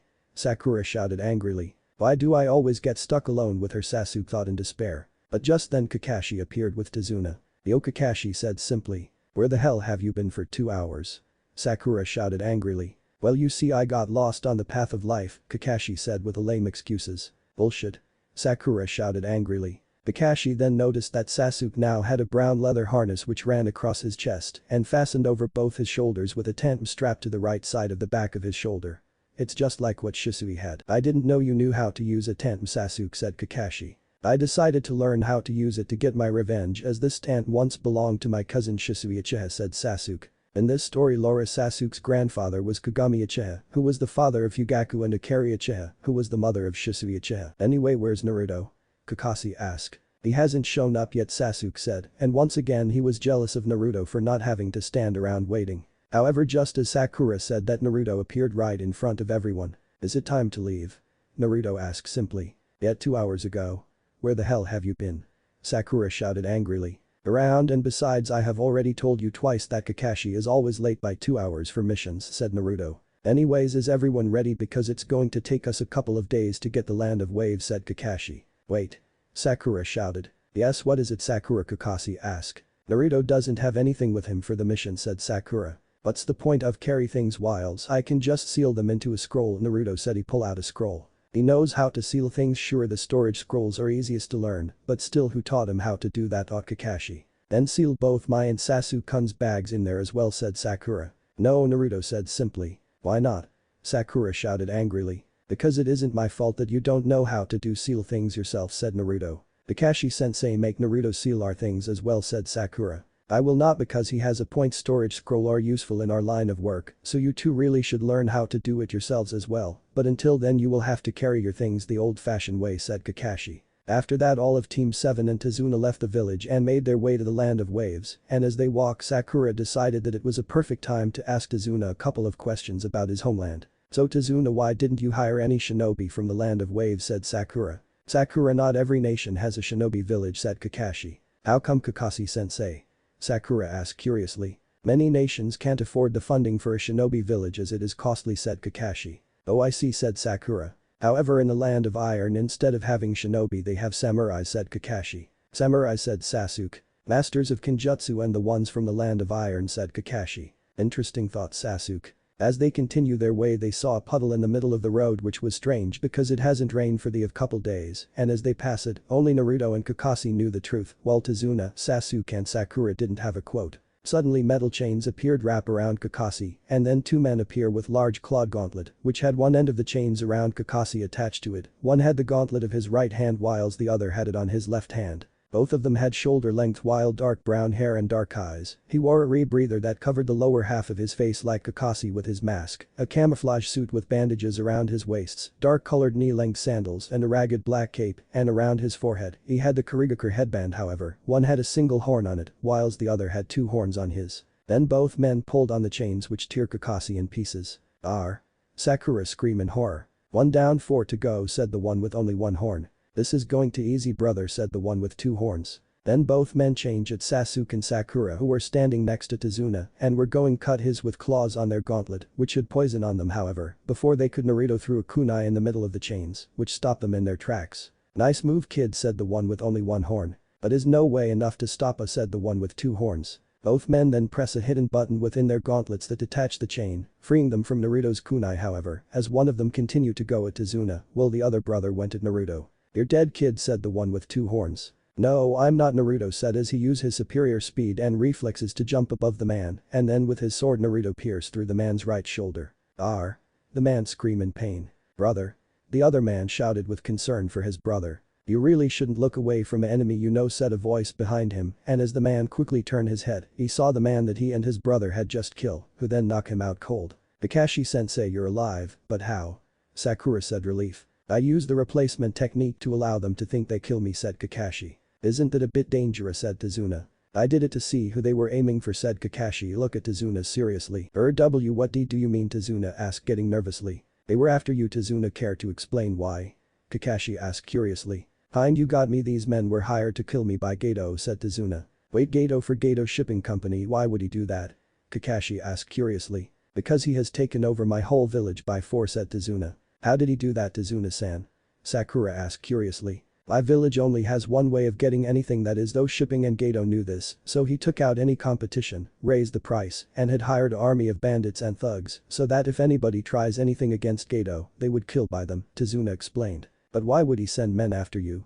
Kakashi asked curiously. "Because I'm trying to build a bridge which will connect us to the mainland," said Tazuna. "Which will end Gato's rule over your village," said Kakashi. "Yes, exactly, that's why he wants me dead, because without me the bridge will never be finished," said Tazuna. Tazuna then went on his hands and feet in front of Team 7. "I beg you please continue the mission," Tazuna begged. "You pay for a C-rank mission, meaning that we will fight off bandits and thugs, yeah sure, but after these two it's obvious that Gato has higher shinobi which will make this A-rank mission, but I think you knew that," said Kakashi. "That was all money we could muster up, but if you complete the mission we will pay you in full," said Tazuna. "I don't know," Kakashi said because he did wanted to help Tazuna, but it will mean putting his genin in danger. "Kakashi-sensei, I believe we should continue on with the mission," said Naruto. "Naruto, this is serious, we can just rush ahead," said Kakashi. "That's not what I'm saying, we take our time and plan ahead, and also you are missing one important thing that we can achieve for the village if we success in this mission," said Naruto. "And what's that?"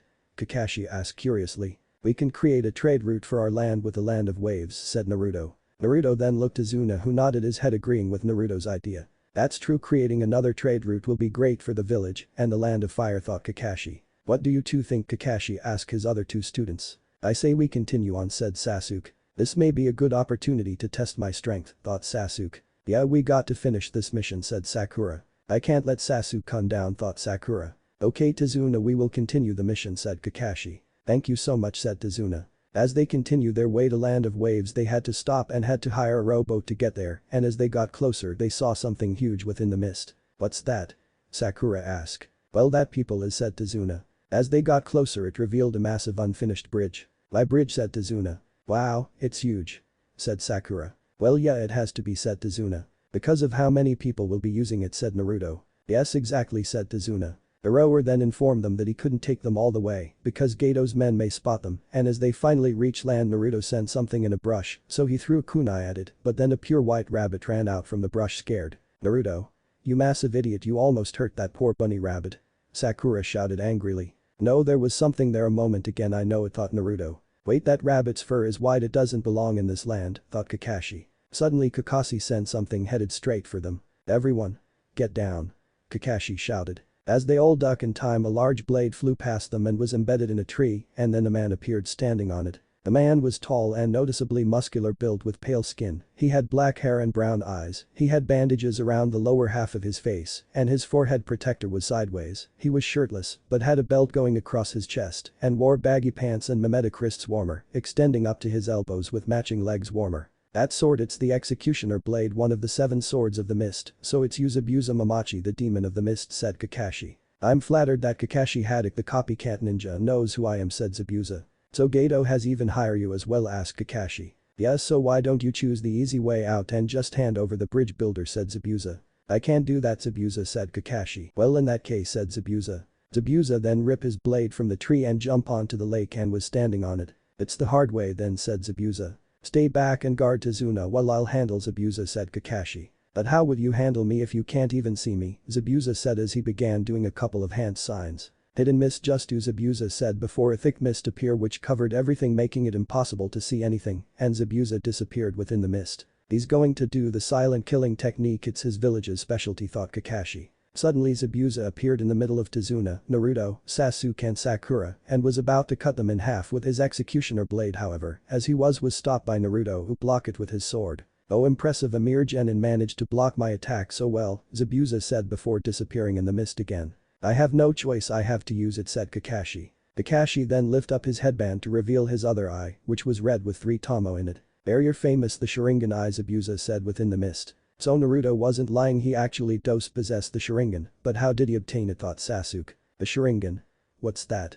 Sakura asked curiously. The Sharingan is the legendary bloodline of my clan, the Uchiha, which allows us to see their opponents' movements and copy them, as well as cast powerful genjutsu over them, just by looking into our eyes, Sasuke said with pride. Wow, that's amazing, Sakura said amazed. But suddenly everyone felt an overwhelming sense of killer instinct coming from within the mist. 8. Which should I choose? The liver, lungs, spine, heart, kidneys, throat, larynx, subclavian artery and the last the brain, said Zabuza within the mist. He's using his killer instinct to try and intimidate us, thought Kakashi. It's a good thing that Kurama helped train me to be able to withstand killing instinct, thought Naruto. Sakura was so scared of Zabuza's killer instinct she couldn't even move an inch. Why are I shaking him so much? Sasuke thought as he looked down at his hand, which was shaking. I got to make it go away, Sasuke thought as he lifted one of his kunais closer to his throat, but he stopped when he heard Kakashi's voice. Sasuke, calm down, I promise you that I wouldn't allow any of you get hurt, okay, Kakashi said, hoping to calm Sasuke's nervous, which it did. I wouldn't make promises that you can't keep, Kakashi, Zabuza said as he appeared behind him and was ready to attack. However, Kakashi quickly brought a kunai and sliced Zabuza's throat just in time, but instead of blood there was water, then Zabuza's whole body turned into a puddle of water. The water clone, then that means, Kakashi thought as he turned his head just to see Zabuza. He then cut Kakashi in half, however just like Zabuza both halves of Kakashi turned into puddles of water. He made a water clone just like I did, damn it, that copycat shit, thought Zabuza.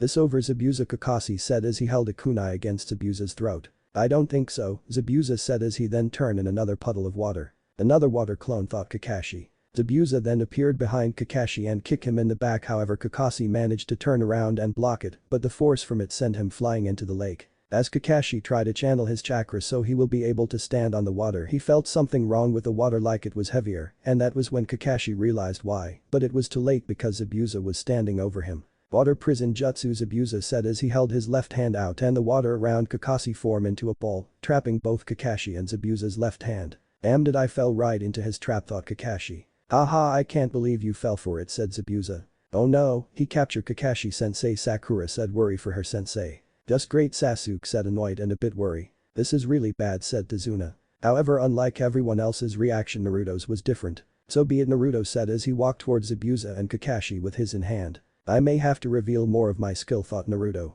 Oh, so you think you can save your sensei, do you, said Zabuza. Naruto. You got chance against someone like him, said Kakashi. Yeah, you better listen to your sensei or else, said Zabuza. However, just kept walking towards them, and when he reached the water, Naruto then started to channel chakra, though his feet like Zabuza is doing to allow him to walk on the water. He knows the water surface walking practice, so he taught Naruto that as well, Kakashi thought curiously. I don't have time to waste on a mere genin like you, Zabuza said as he did a hand sign with his free hand. Water clone jutsu, Zabuza said, and then suddenly the water in front of Zabuza rose and formed into another Zabuza. Deal with him, said the real Zabuza. The water clone then drew out its own executioner blade and changed at Naruto, and everyone thought it was the end for the blonde hair leaf Genin, but in a blink of an eye it was over. Naruto was a bit closer to real Zabuza, while the water clone was now headless before it turned back into water. Everyone just stood where they were in shock. What the said Sakura. No way said Sasuke. How did he do that said Tazuna. Where did he learn to do something like that thought Kakashi. Impressive kid I didn't expect something like that said Zabuza. Or this Naruto said as he channeled one of his chakra mold, though his left hand as it wasn't holding his sword, and then as he lifted his hand up a gold chain that was made out of Naruto's chakra shot out from his. What the fuck is this Zabuza said in shock. What is that? Said Sakura. What are those things? Sasuke thought curiously. Those are the same chains that Kushina had. So he possesses the same as his mother Kakashi thought in shock. Naruto chains headed straight for Zabuza's left wrist, and as he saw them coming, Zabuza knew that he didn't have a choice but to release his water prison however, as he did Naruto's chains did manage to cut Zabuza's left palm, and when Kakashi saw this he was shocked again. Wait Kushina's chains could do physical harm, only suppress someone's chakra or be used in sealing, so how come Naruto's chains can, Kakashi thought as he made his way back to the other. Kakashi-sensei. Are you alright? Sakura shouted concern for her sensei. No, using the Sharingan uses a lot of chakra, and with the water prison jutsu which weakens the person who is captured by it, I'm going to need a minute said Kakashi. But will Naruto be able to hold out that long Sakura asked concern for her teammate. I hope so said Kakashi. But after doing the bell test and now seeing it shows that Naruto has more up his sleeves, and I have faith that he will be okay, thought Kakashi. Damn it. What the hell are those things thought Zabuza. The chakra chain then retreated back into Naruto's palm. Interesting trick you got there kid said Zabuza. Naruto didn't say anything instead he just disappeared in a burst of speed and then he reappeared straight in front of Zabuza and began to attack Zabuza with his sword, however Zabuza did manage to block them with his executioner blade thanks to all of his experienced swordsmanship. He's actually pretty good with Kenjutsu Zabuza thought while actually being impressed. As Naruto and Zabuza battle in Kenjutsu shocking both Sasuke and Sakura. However just then Zabuza kicked the water to splash Naruto making him back up for a second, which allows Zabuza to begin his attacks on his, but because of Naruto's speed and Sharingan Zabuza couldn't land any hits on Naruto until he managed to kick Naruto's sword out of his hands when Naruto tried to attack Zabuza from behind, but Zabuza did a back kick which disarmed Naruto. Then he swung his executioner blade down upon Naruto but was blocked by something else. Naruto had channeled his chakra mold and had created almost identical executioner blade, but it was a gold glowing malleable chakra version of the executioner blade. It's like a gold version of Kenshiki Otsutsuki tool creation technique. What the fuck? Zabuza thought in shock. What is that? Sasuke asked curiously. That's not possible Kakashi said in shock. What's not possible Kakashi-sensei? Sakura asked curiously. It's the thing that Naruto has just created, it's the same as the chain said Kakashi. How can Naruto create other things while Kushina couldn't? Thought Kakashi curiously. Damn it kid another trick said Zabuza. The true shinobi should have more than just one trick said Naruto. True enough said Zabuza. Then Zabuza and Naruto both jump away from each other and Zabuza saw that Naruto wasn't having any difficulty holding his version of the executioner blade at all, which was strange because for someone to be able to lift the executioner blade, they need to be strong, and the reason why Naruto wasn't having difficulty was simple, because the blade was made from his unique Uzumaki chakra, meaning every weapon he can make from it will weigh nothing to him, but to anybody else it will be like the real thing. But suddenly two kunais came flying at Zabuza who managed to block them with ease, then Kakashi appeared standing next to Naruto. Naruto I'll handle this so go back to the others said Kakashi. No Kakashi-sensei said Naruto. What? Why? Asked Kakashi. Because you still haven't fully recovered yet and you might get recaptured said Naruto. Fine but just be careful said Kakashi. Enough of this Zabuza said before he began doing hand signs. Kakashi saw this with and began doing exactly the same hand signs as Zabuza thanks to his Sharingan eye. Water style.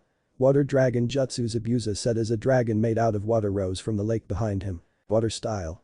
Water dragon jutsu Kakashi said as a dragon made out of water rose from the lake behind him. Then both water dragons change and clash against each other, causing a large splash of water. He was able to copy and perform my jutsu thought Zabuza. Zabuza then saw Naruto doing a couple of hand signs which he recognized. Water style. Water tidal waves Naruto said as he unleashed a large water tidal waves towards Zabuza. He already has 4 chakra natures Kakashi thought surprised. What the hell? Is he really just a Genin Zabuza thought in shock. As Naruto's water jutsu slammed into Zabuza which then sent him into a tree, but Zabuza did manage to pick himself up until a couple senbon came flying out of nowhere and hit his neck dropping him. Then in a tree above Zabuza appeared a person wear a standard Kurigakure pinstripes outfit which stop at his knees with an green haori, with white trimming over it and around his waist, a brown slash, as well as sandals with an Anbu Black Ops mask with a symbol of the Hidden Mist village on it which hided his face completely. "Thank you for dealing with Zabuza for me, I have been tracking him for a while," now the masked man said before he disappeared and then reappeared next to Zabuza. "Kakashi-sensei. Who is that?" Sakura asked curiously. "That Sakura is a hunter nin," said Kakashi. "A hunter nin?" Sakura asked curiously. "A specialist in tracking Ryu shinobi from their village," said Kakashi. But for his voice sounds only a bit older than these three, thought Kakashi. "I would be taking my leave," the masked man said before disappear. "Okay, let's continue on out, Missy." Before Kakashi could finish he pass out of the floor. "Kakashi-sensei." His three genin shouted concern for their sensei. In the land of waves and inside Tazuna's home within one of its rooms was Kakashi resting up after his fight against Zabuza, as after Kakashi had passed out, Tazuna offered to carry him so that the remaining members of Team 7 could protect him properly, and once they got to Tazuna's house, they lay him down to rest. As Tazuna's daughter Tsunami was walking up the stairs, she heard a noise coming from the room where they put Kakashi in, and as she opened the door she saw that Kakashi was starting to wake up, so she quickly went back downstairs to inform everyone, who then all went upstairs to see Kakashi. "Where am I?" Kakashi asked as he rubbed his eyes. "Kakashi-sensei. You're finally awake." Sakura shouted happily. "What happened?" Kakashi asked curiously. "Well, after your fight with Zabuza we took you straight to Tazuna's house to recover," said Sakura. "I see, so how long was I out?" Kakashi asked curiously. "Just a day," said Sasuke. "So are you alright now, Kakashi?"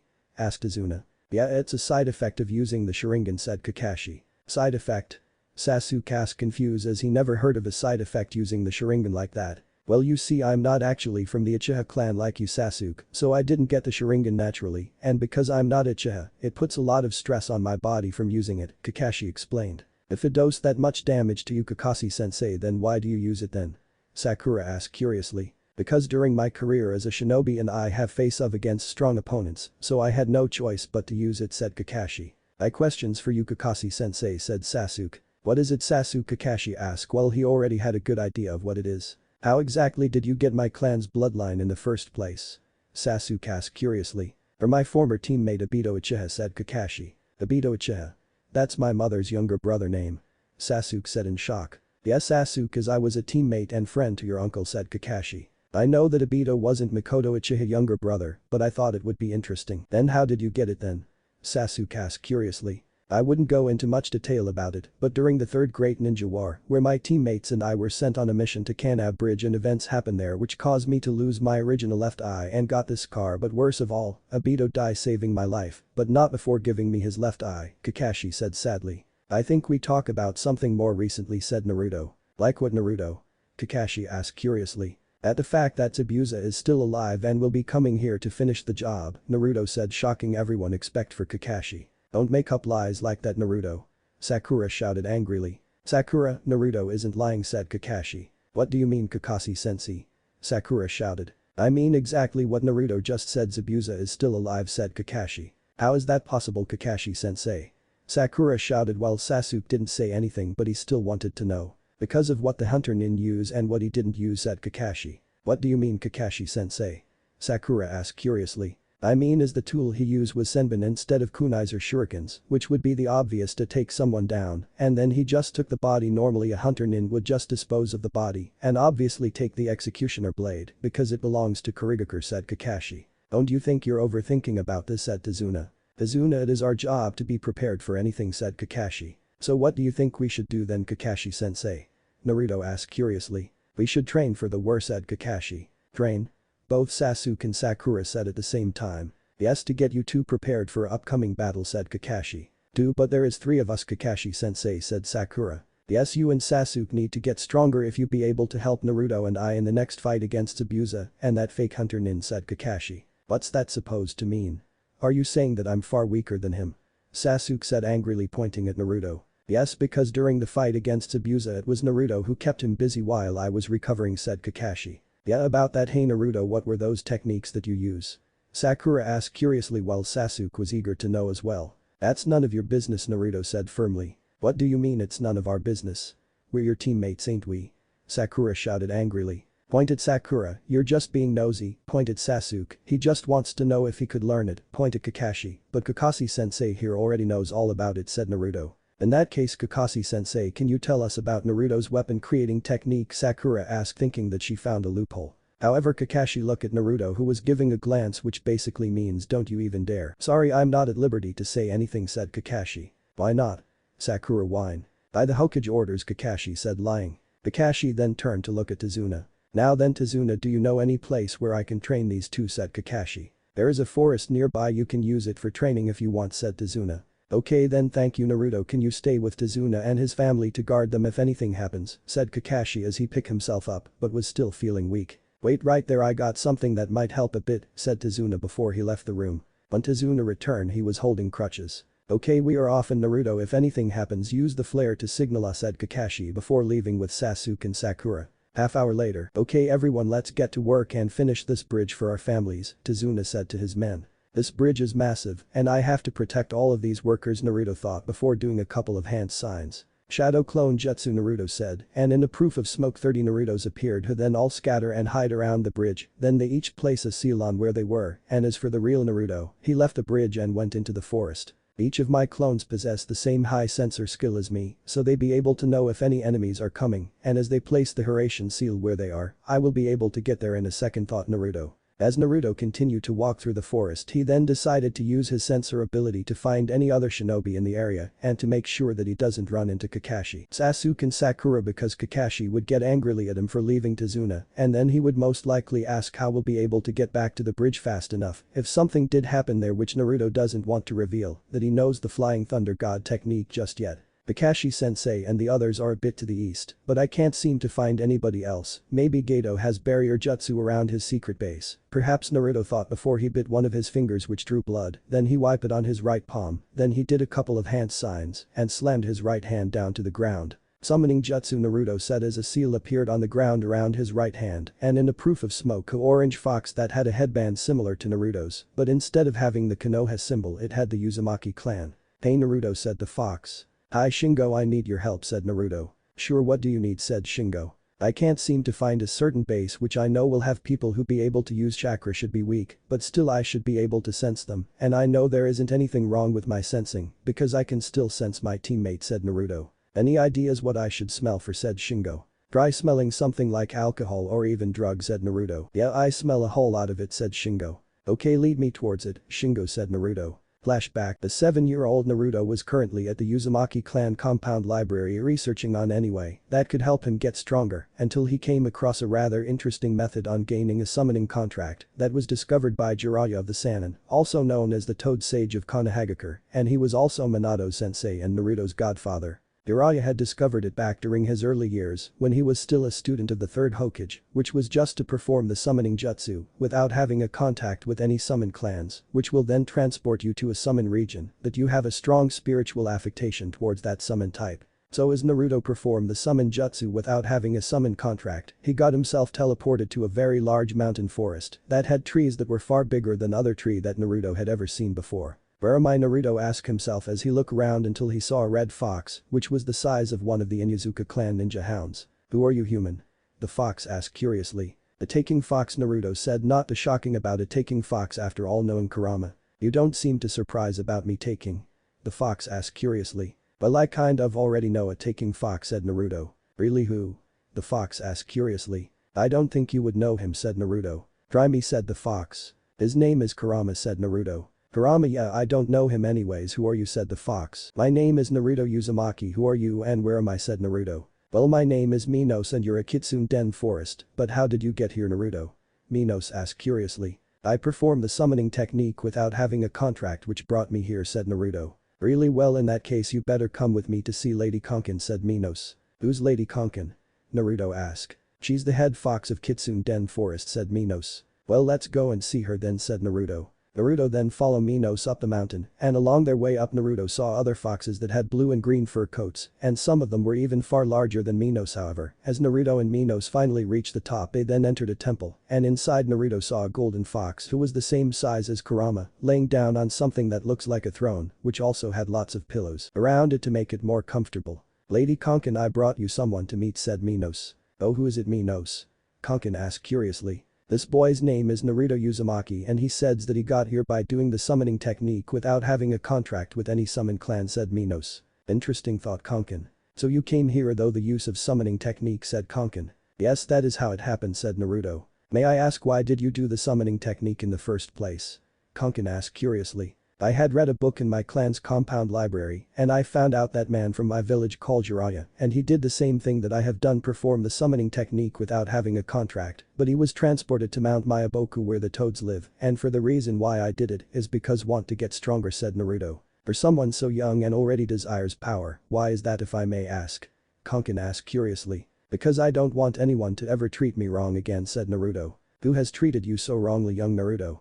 Kanken asked curiously. Almost every single person in my village, said Naruto. Why would they do that? Kanken asked curiously. Because they think I'm a Byaru instead of a human being, said Naruto. So you're Jinchuriki then, and may I ask which Byaru do you hold inside of you, said Kanken. I have the nine-tailed fox inside of me, but his name is Kurama, said Naruto. Kurama? How do you know his name is Kurama? Kanken asked curiously. He told himself we are friends, you see, said Naruto happily. Really, you're friends with him? Kanken asked surprised. Yeah, and Kurama has been helping me in my training as well, said Naruto. Naruto, I have a very important question to ask you. Kanken asked curiously. Sure, what is it? Naruto asked curiously. Seeing that you have an affection towards foxes and that you have befriended a Byaru, how would you like to become our very first summoner? Kanken asked curiously. Sure I will, but why me? Naruto asked curiously. Well, many of foxes here want to see the human world and because we never had a summoner, I think it is about time to do, said Kanken.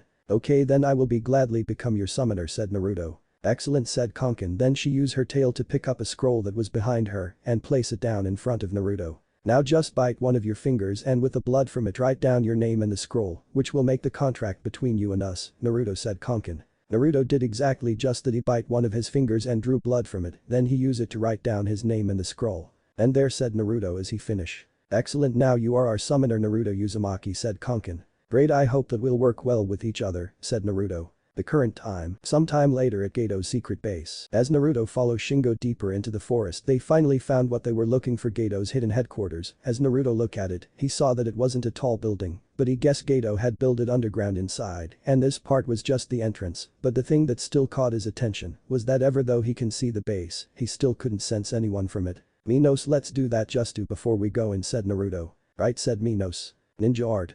Beast sense connection, said Naruto. Ninja art.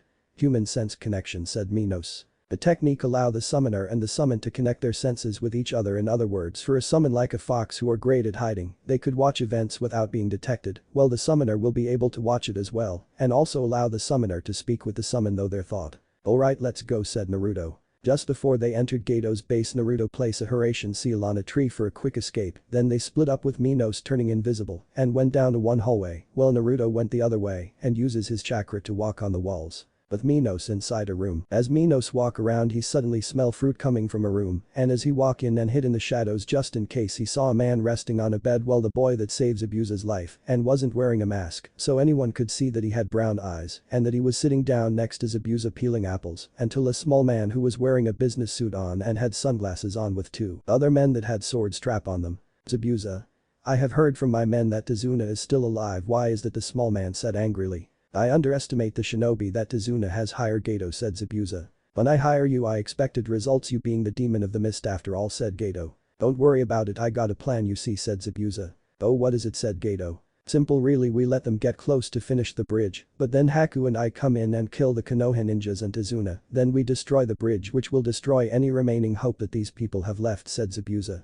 Yes, that would work perfectly, however there is one more thing, said Gato. What is it? Zabuza asked curiously. If you do fail me again then neither you or your assistants will leave this land alive, said Gato as he reached out to grab Zabuza's face. But as he did, the boy that was sitting next to Zabuza quickly grabbed Gato's wrist and broke it. Arr. Gato screamed in pain. Don't you lay a finger on Zabuza, said the boy. Gato's bodyguards both went to grab their swords, but Gato used his other hand to tell not to, and then he went towards the door. Just make sure everything goes accordingly, planned Zabuza, or else, Gato said before he left the room. With Naruto at Gato's vault. As Naruto continued to go down in Gato's base, he finally found Gato's vault, where he kept everything that he has taken from the villagers and other things. However, it was guarded by 8 men and was locked, with the only way to get in was with a unique key that no doubt that Gato kept on him all time. So Naruto quickly perform a sound barrier seal, then he knock each guard as fast as possible. After he tie them up Naruto, then place his hand over keyhole and channel his chakra mold, though it to find out what shape the key was, and once he found out he then create an identical copy of it and open the vault. As he walk around in the vault he saw books, paintings, statues, bags of money, and then Naruto saw it in the middle of the room, a glowing green crystal orb that had red seals on it. "This is it," Naruto said as he looked at the orb. "These seals on are similar to the one at compound, but there is couple of differences. This is probably the thing which prevented me from sensing anyone here before, but if it the case, where did Gato get it? Maybe a shinobi he had hired inform him about it and he decided to use it, so if anyone sends any assassins after him, they wouldn't be able to find his base," thought Naruto. Just then Naruto heard the door for the vault open, so he teleported to teleport out of Gato's base, but he decided that he will back later to take all of Gato's books, paintings, statues and money, while also return everything that Gato and his men took from the villagers. As Naruto appeared outside, retrieved the memories from one of his shadow clones at the bridge, telling him that Kakashi was on his way to them, so Naruto teleported to where the clone that had dispersed just was. At the bridge, as Naruto arrived at the bridge a few minutes later, Kakashi arrived but was alone. Naruto then came out of his hiding spot. "Where are the other two?" Naruto asked. "Still there at the forest," said Kakashi. "How's their training coming along?" Naruto asked. "Well, Sakura managed to understand the tree climbing practice and did it perfectly while Sasuke is having a bit of trouble with it, so he's trying to get it and I ordered Sakura to keep doing it to improve her chakra amount," said Kakashi. "So why did you come here then, Kakashi?" Tazuna asked. "Well, I came to see how things coming along," said Kakashi. "We haven't had any trouble whatsoever, which is kind of making me worrying," said Tazuna. "I don't think they would be coming here soon," said Naruto. "Why's that, Naruto?" Kakashi asked curiously. "I think they intend to destroy the bridge just before you finish it," said Naruto. "Why would they do that when they could just destroy it now?" Tazuna asked curiously. "Because I believe Gato wants to destroy any remaining hope you have left," said Naruto. "How do you know that, Naruto?" Kakashi asked curiously. "Think about it, it's the best way to stop all attempts of rebellion against him in the future," said Naruto. "I see your point, it would be better for him in that way," Naruto said Kakashi. The next day in the forest. "Okay, you three, while I'm guarding Tazuna, Naruto will remain here to supervise over your training," said Kakashi. "What? No way, Kakashi-sensei. Why should we listen to him? Sasuke-kun should be in change." Sakura shouted angrily. "He said supervising, not in change, do you ever listen?" Naruto said annoyed. "Now Sakura, the reason why I'm having Naruto supervising you is because he already knows the tree climbing practice," said Kakashi. "Prove it," said Sasuke. "Remember back during the ride against Zabuza when I was trapped in his water prison jutsu, Naruto walked towards us across the water's surface. That was the water surface walking practice, which is a more advanced than the tree climbing practice, meaning he would also knows that as well," Kakashi explained. "Maybe that's why he possesses such a good control of his chakra despite him having such a large amount, because he's been using them to help him to get a better control over his chakra." Kakashi thought curiously. "So who was it that taught you them, Naruto?" Sasuke asked curiously while Sakura looked at them, also wanting to know. Is he actually going to tell them?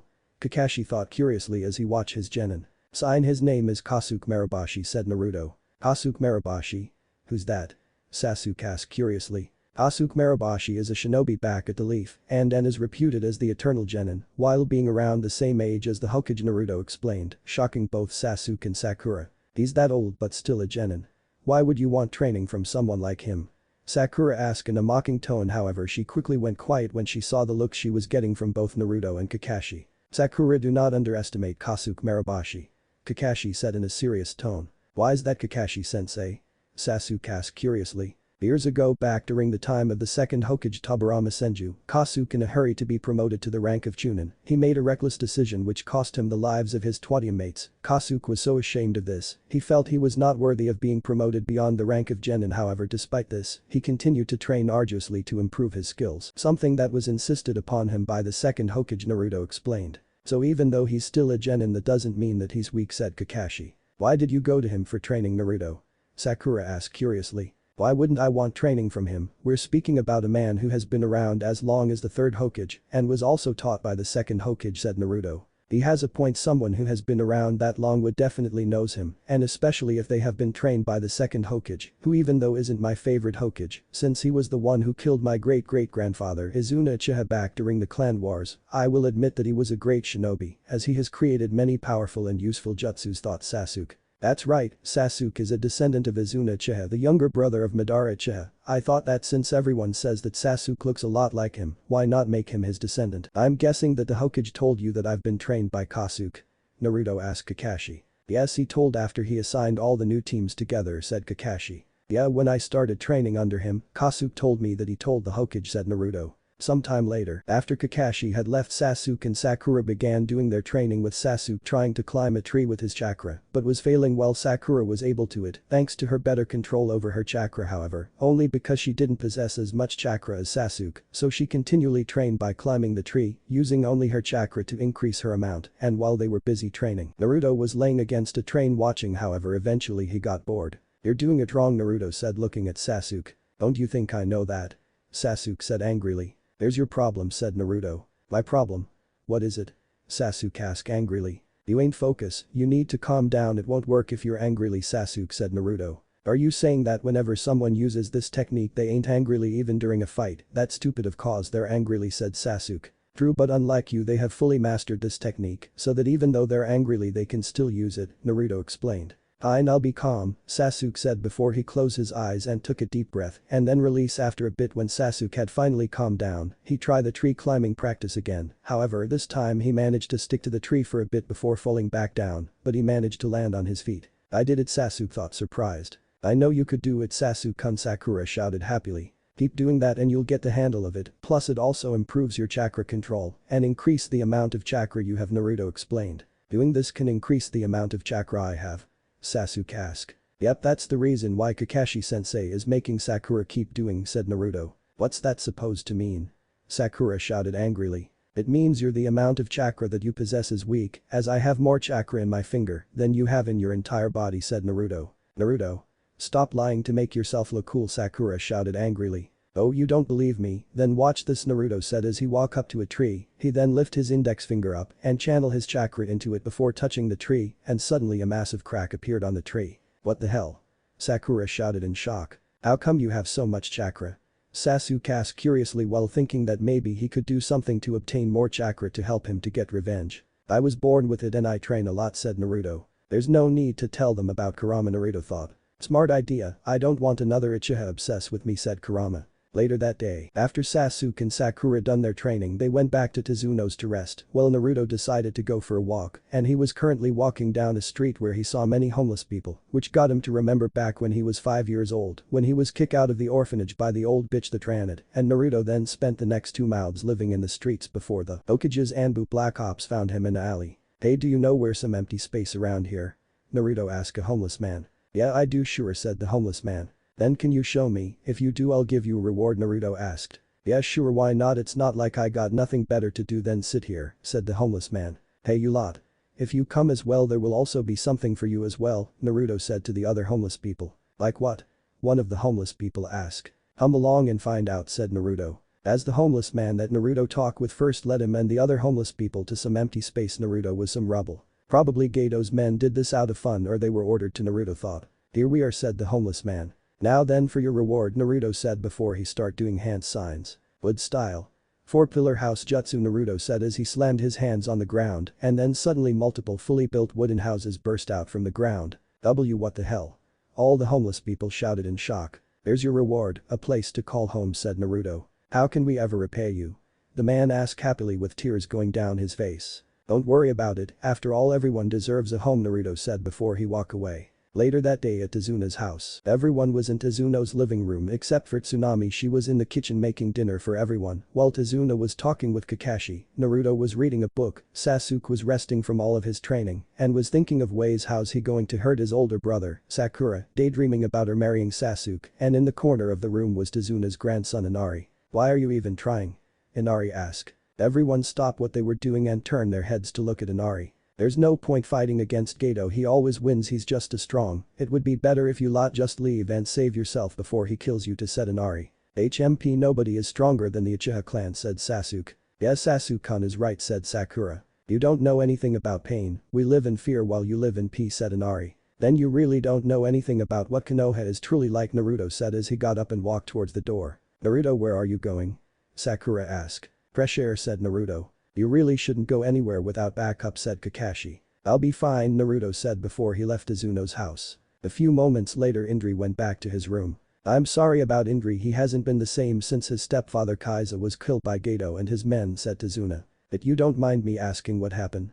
Kakashi asked. A few years ago before Gato arrived here at the Land of Waves, Inari fell into the ocean, but he was saved by Kaiza. Afterwards Kaiza became a role model for Indri, and he had a saying, protecting the things you love with both arms. Kaiza eventually married Tsunami, but one day there was a flood that was going to destroy everything, and there was only one way of stopping it, by closing two large gates. However, nobody could reach them because it was on the other side of the overflowing river, but Kaiza just dived in and managed to close them, said Tazuna. Wow, he sounds like a great man, said Sakura. Yes, he was, until Gato and his men show up, said Tazuna. What did they do? Kakashi asked. First Gato bought out or blackmailed every single shipping company here, then he started to overprice every little thing, until Kaiza tried to stop him, but Gato had his men beat Kaiza down, but then Gato had his men chop off his arms to mock Kaiza's saying, and after Gato brought Kaiza out in public to executioner him, because Gato wanted to show everyone what happens to them if they ever go against him, said Tazuna. That's terrible, Sakura said, upset. A few moments later Sakura decided to ask her sensei a question. Kakashi-sensei, what did Naruto mean that we don't know anything about what Konoha is truly like? Sakura asked curiously, while Sasuke was also curious. You may have noticed it back in the village how the villagers treat Naruto, said Kakashi. What do you mean, Kakashi? Tazuna asked curiosity. It's not my place to say, but what I can tell you is that there's a reason why Naruto isn't the most friendliest guy in the world, said Kakashi. The next at Tazuna's house, almost everyone was in Tazuno's living room, except for Indri, who was in his bedroom, and Naruto, who hasn't come back last night. But Kakashi wasn't worried about Naruto, as he knew Naruto could handle himself easily against thugs or bandits, and if Naruto was fighting against a shinobi, Kakashi would have sensed it. Tazuna, I think today's the day that Zabuza will be coming, said Kakashi. Yeah, I think you're right, said Tazuna. But Kakashi-sensei, Naruto hasn't come back last night?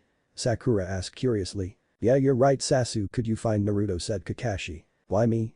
Sasuke asked annoyed. I need stay here to guard Tazuna, and you will be able to find him a lot quicker than Sakura would, said Kakashi. Fine, I will, Sasuke said as he got up and walked out through the door. With Naruto in the forest. Naruto was currently laying on the ground resting in the middle of the forest after doing his intense training last night. However, he wasn't alone, as the boy who was with Zabuza at Gato's base, Haku, he with long loosely black hair, pale skin, dark brown eyes, and he was wearing a pink sleeveless kimono with pale red edges and decorated with small plum-colored swirls that went to his ankle. Around his waist was a simple white obi tied in a bow, and he had a pair of light brown sandals with black straps and had a dark-colored choker around their neck. Haku was walked through the forest collecting herbs to increase Zabuza's healing process until he came upon a sleeping Naruto, and he immediately recognized his as one of the genin that is guarding Zabuza and his target. He's the one who gave Zabuza sent trouble. It would be best if I take him out here, and now Haku thought as he walked towards the sleeping Naruto. As Haku stood over the sleeping Naruto, he was thinking about which way he should kill him without it being painful.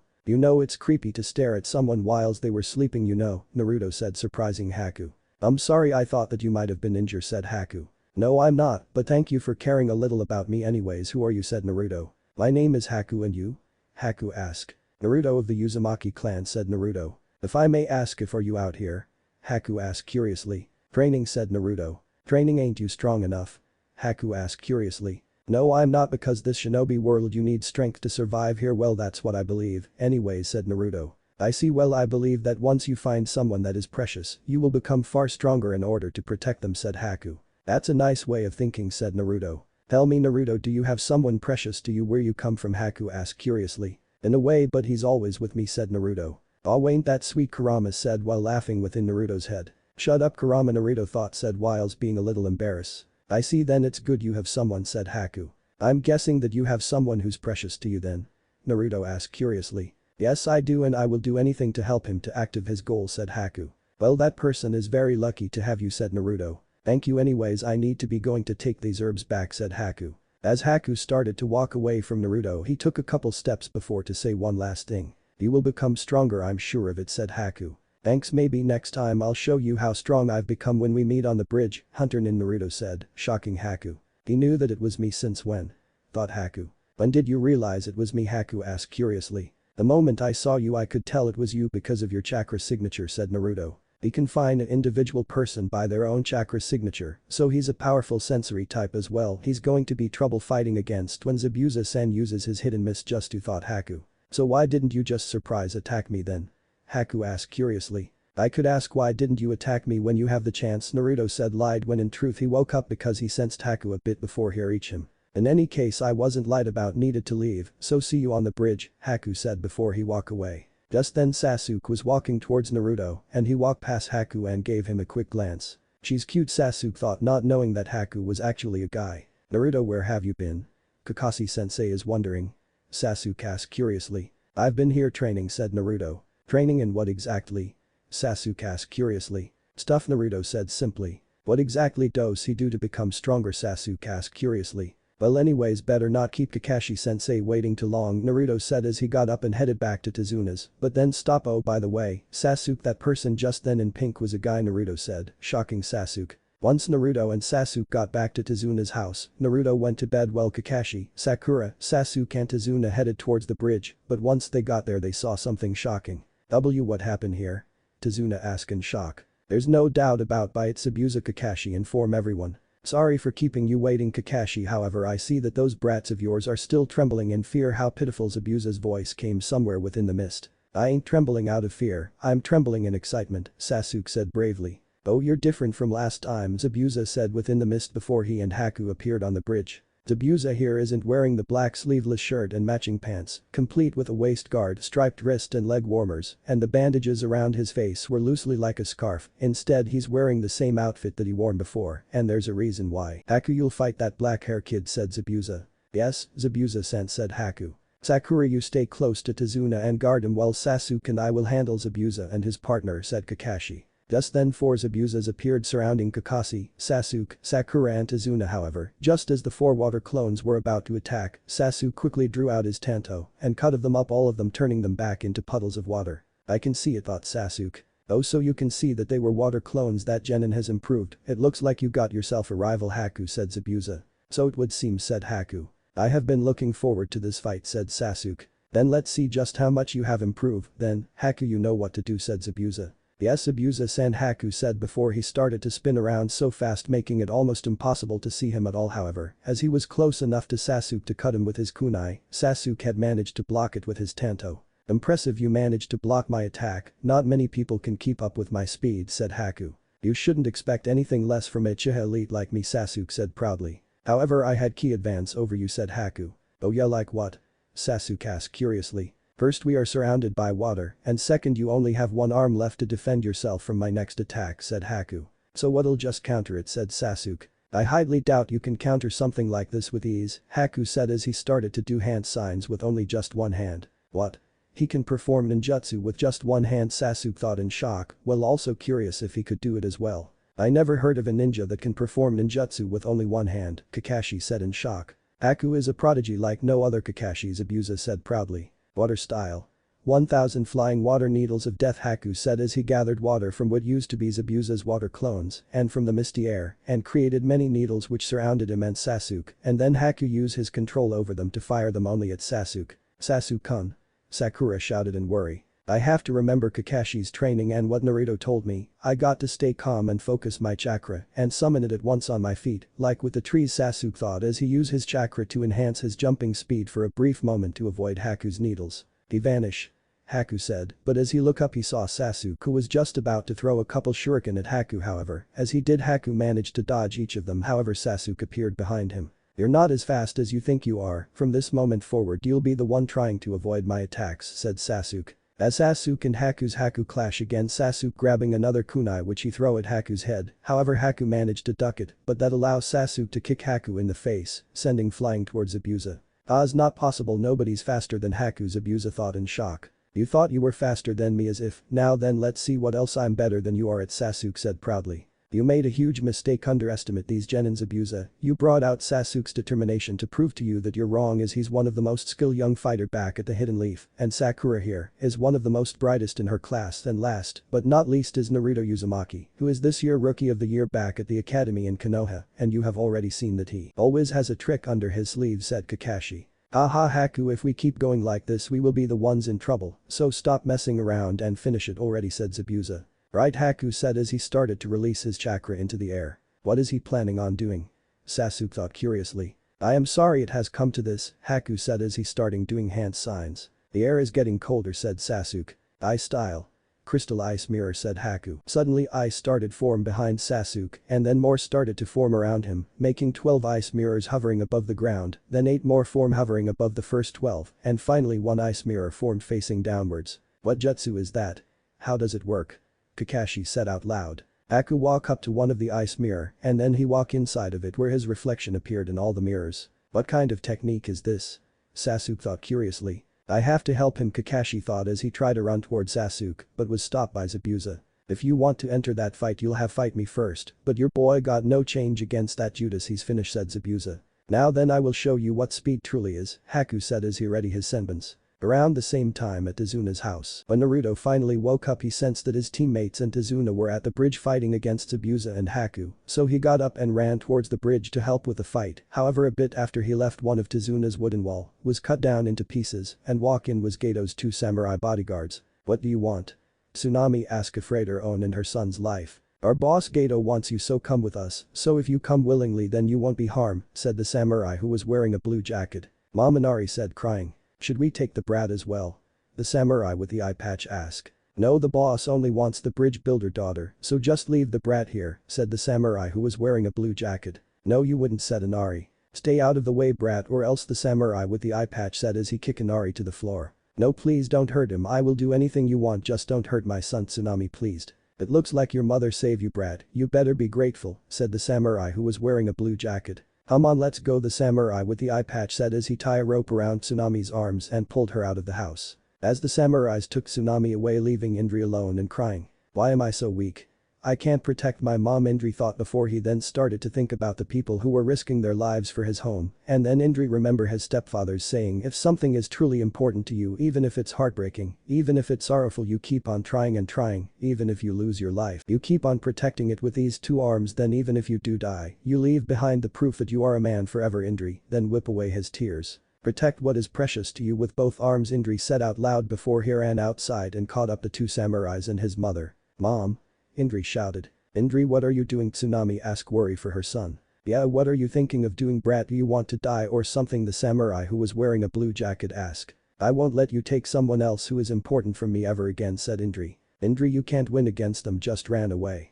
Tsunami shouted while crying, hoping that Indri would listen to her. I was going let you life, brat, but now I'm going to end you, said the samurai with the eye patch. Don't take too long, the boss wants us back with the women as soon as possible, said samurai who was wearing a blue jacket. Please don't hurt him. Tsunami pleaded to the samurais. The late lady, I made up my mind, so say your last goodbye to your brat, the samurai with eye patch said as he drew his blade and changed it. Indri. No, Indri. Tsunami shouted with her eyes closed, not wanting to see her child be murdered in front of her. However, just as the samurai swung his sword downwards, he didn't kill Indri or even harm him, instead he had cut a wooden log in half. What the? The samurai with eye patch said in shock. Where'd the brat go? He was there a second ago, the samurai who was wearing a blue jacket asked in shock, but then realized something was off. He looked down at the rope and saw that it was cut and Tsunami was also gone. Where's she gone? Said the samurai who was wearing a blue jacket. What I hate most about people like you in this world is that you think you can do whatever you want to anyone and get away with it, a voice said, which sounded pissed. As both samurais turned around, they saw someone who was on their knees and had Tsunami in arm and Indri in the other. Who the hell is that? The samurai with eye patch asked. Naruto, Indri said happy. Who the hell are you, kid? The samurai who had eye patch asked. As Naruto got up, he turned around and started to walk towards the 2 samurais, while also released his blade from its seal. Someone who had enough of scum like you, Naruto said before he disappeared in a burst of speed, and then both samurais were in the air and had cuts all over their bodies. What just happened? Both samurais thought before they pass out from the pain. Wow, Indri thought as he watched what had just happened right in front of him. One moment both samurais were fine and the next they were in the air and had cuts all them. Naruto put his sword back into the seal as well as took and sealed the samurai's swords, then he turned around and walked back to Tsunami and Indri just as the samurais fell and clashed on the ground. I'm sorry I wasn't here when they came, Naruto apologized, bowing his head. It's okay, at least you came before they did anything worse to us, said Tsunami. It will be safer if you 2 go somewhere that Gato's men wouldn't be able to find you, said Naruto. But where are you going, Naruto? Indri asked. To help my teammates and sensei out, said Naruto. Naruto then walked over to Indri, handed over one of his flying thunder god kunai to him before he disappeared in a golden flash to where he was before on the bridge and leaving a shocked Indri and Tsunami behind. What the? How did he do that, said Indri. Back at the bridge, Haku started to throw many senbons at Sasuke, cutting him all over his body, as well as being impaled into him, causing Sasuke yell out in pain. Sasuke Kakashi said worry for his student's life. Sasuke-kun Sakura shouted in worry for Sasuke's life. Just try and help him and I will kill the old man and the girl in a heartbeat, said Zabuza. Just as Haku prepared to throw more senbon, Sasuke's secretary did a couple of hand signs, and just before Haku start his attack again, Sasuke unleashed his jutsu. Fire style. Fireball jutsu, Sasuke said as he unleashed his fireball at one of mirror, hoping to melt it. However, as the smoke cleared, it revealed it didn't do anything to the mirror at all. You won't be able to melt these mirrors with your flames, Haku said just before he start throwing more of his senbons at Sasuke. As Haku thrown his senbons at Sasuke, something surprising happened. Sasuke managed to block each of them with his tanto. How did he manage to do that, Haku thought, but then he saw that Sasuke's eyes has changed from black into a blood red color, with one tomos in each of them. I finally awakened my clan's legendary bloodline, the Sharingan, Sasuke said proudly. My first step towards achieving my revenge against him, thought Sasuke. It doesn't matter if you have unlocked your clan's bloodline, you still wouldn't win this battle, Haku said before he began to throw his senbons. This time was slightly different because now Sasuke was able to see where they were coming from, and so he was able to both dodge and block some of them. However, even though Sasuke was able to see them, his body wasn't fast enough to block or dodge all of them. Damn it, this shouldn't be happening. I have the Sharingan now, he shouldn't stand a chance against me, thought Sasuke. Simply having a bloodlines doesn't make you stronger, they just give you advices over your opponent. Unless your opponent have the same bloodline as you, then it comes down to who has mastered it better than who, said Haku. Sasuke yelled out in pain as Haku's senbons cutting him all over his body, and it caused him to let go of his tanto, where Haku throw one of his senbon, knocking it outside his crystalline mirror dome. I'm sorry I can't stay with you, forgive, said Sakura. I understand, go now, said Tazuna. Sakura grabbed Sasuke's kunai and ran towards his and Haku's battle. Sakura, Kakashi said worry for his other student. Sakura grabbed Sasuke's tanto before jumping into the air and threw it back to him. However, as the tanto was close enough, Haku's attacks on Sasuke stopped because his upper body came out the mirror and caught the tanto. Oh no, he caught it, Sakura said, panicking that he was going to kill Sasuke with his own tanto because of her. Nice try, said Haku. But just then out of nowhere a shuriken came out and hit Haku's mask, and which caused Haku to fall out the mirror. Where did that shuriken came from, Haku said as he looked around. Who threw that? Sakura asked out loud. Someone else is here, thought Zabuza. As everyone was wondering where did the shuriken came from, two unique kunai were thrown at them, one at Sakura and the other where Sasuke was. However, as Kakashi saw the one by Sakura, he immediately recognized the type of kunai. That is the same type of kunai that Minato-sensei used for the flying thunder jutsu, Kakashi thought in shock. Suddenly, in a quick golden flash, Naruto appeared standing over Sasuke, where he grabbed Sasuke by his collar before they both disappeared in another quick flash of gold and then reappeared next to Sakura. What the? Sasuke-kun, Sakura said before she quickly ran to Sasuke and hold him. That was flying thunder jutsu, but the color of the flash was a bit different. However, there's no mistake about it, but how is that possible? Nobody other than Minato-sensei knows how to perform it, so how does Naruto know, Kakashi thought in shock. What just happened? One moment I was surrounded by that guy's ice mirrors, but now I'm here next to everyone else. What did he do just now, Sasuke thought, wondering what other skill does Naruto possess. Sorry I'm late, Naruto said as turned around to look at Zabuza and Haku. I was wondering where you were, brat, said Zabuza. Well, I'm here now, said Naruto. Naruto, I'll fight Zabuza while you can handle that mask guy, said Kakashi. Sure thing, Kakashi sensei, said Naruto. Haku, you'll handle that brat while I'll finally end my unfinished business with Kakashi, said Zabuza. Yes, Zabuza-sen, said Haku. Haku then did hand signs which made his ice mirrors scatter around the bridge, while Zabuza also did the same hand signs that he did back during his first fight against Kakashi. Didn't miss, just as Zabuza said as mist covered the entire bridge. Naruto used his sensing ability to be able to track Haku within the mist, and they began their battle within it whilst Kakashi and Zabuza fought against each other as well. The fight between Kakashi and Zabuza will remain the same as in canon, so instead we'll focus on the fight between Naruto and Haku. As Naruto battled against Haku within the mist, Haku used ice style to create a couple of ice spikes which he fired them at Naruto. However, he was able to sense them coming and managed to shatter them with a chakra mold ability to create chains. That weapon making ability of yours is impressive, said Haku. Why thank you, and so is your ice style, said Naruto. Haku then started to channel his chakra into his hands, which caused them to glow bright blue in a knife-like shape. Then Haku changed the form of his chakra into ice, freezing his hands, and when Naruto saw this, so he released his sword from its seal and ready himself. As Naruto and Haku clash attacking and blocking the other attacks until Haku managed to back away from Naruto, where then he pointed his right arm at Naruto and he channeled his chakra in it, where he began to fire multiple ice needles at Naruto, which turned into ice needles, but Naruto managed to block them by using his sword.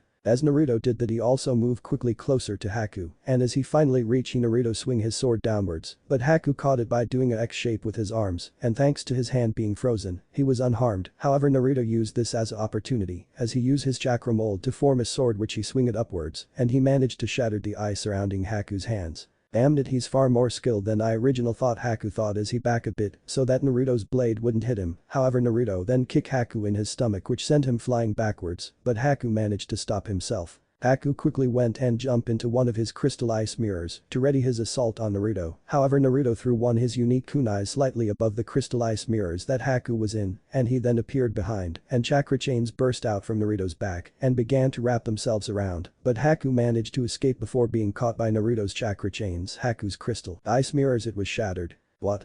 Haku thought in surprise, as nobody has ever shattered his crystal ice mirrors before. I'll just shatter your mirrors every time you try to use them, said Naruto. Then I'll just create more crystal ice mirrors, said Haku. Do that and you'll run out of chakra in no time, said Naruto. He's right, creating the crystal ice mirrors requires a bit of chakra, thought Haku. Naruto then began doing a couple hand signs and then call out shadow clone jutsu, and in a proof of smoke, another Naruto appeared standing next to the original Naruto, and they both began doing different hand signs. Fire style.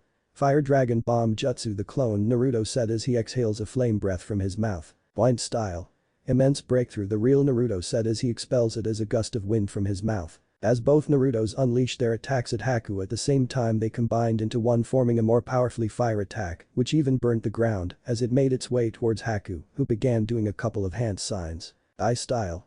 Ice wall jutsu, Haku said as he slammed his hands on the ground, and a marvel of ice quickly formed in front of him, which protected him from Naruto's combine attack, but was damaged in the process where it was melting away. Just as I thought, the best way to counter ice style is using another style which it would be weak against, like either lava style and boil style, a powerful fire style, or a combine attack using wind style and fire style, Naruto thought. As Naruto and Haku charged at each other again, battle with their weapons, Naruto with his sword and Haku with his normal kunai. As they attack each other, their slashes were so fast that civilians and many other shinobi wouldn't be able to see them. However, as they did clash, Haku saw that his kunai was breaking because of how strong Naruto's sword is, but then Haku tried to grab Naruto by his wrist. Naruto was this, and so he moved, causing Haku to caught his sword instead, which started to freeze, revealing that Haku can freeze things just by touching something. However, just as he tried to grab Naruto's wrist again, Naruto used the flying thunder jutsu to get away just in time. So he can freeze things by touching them, so he'll be dangerous to fight against into jutsu, thought Naruto.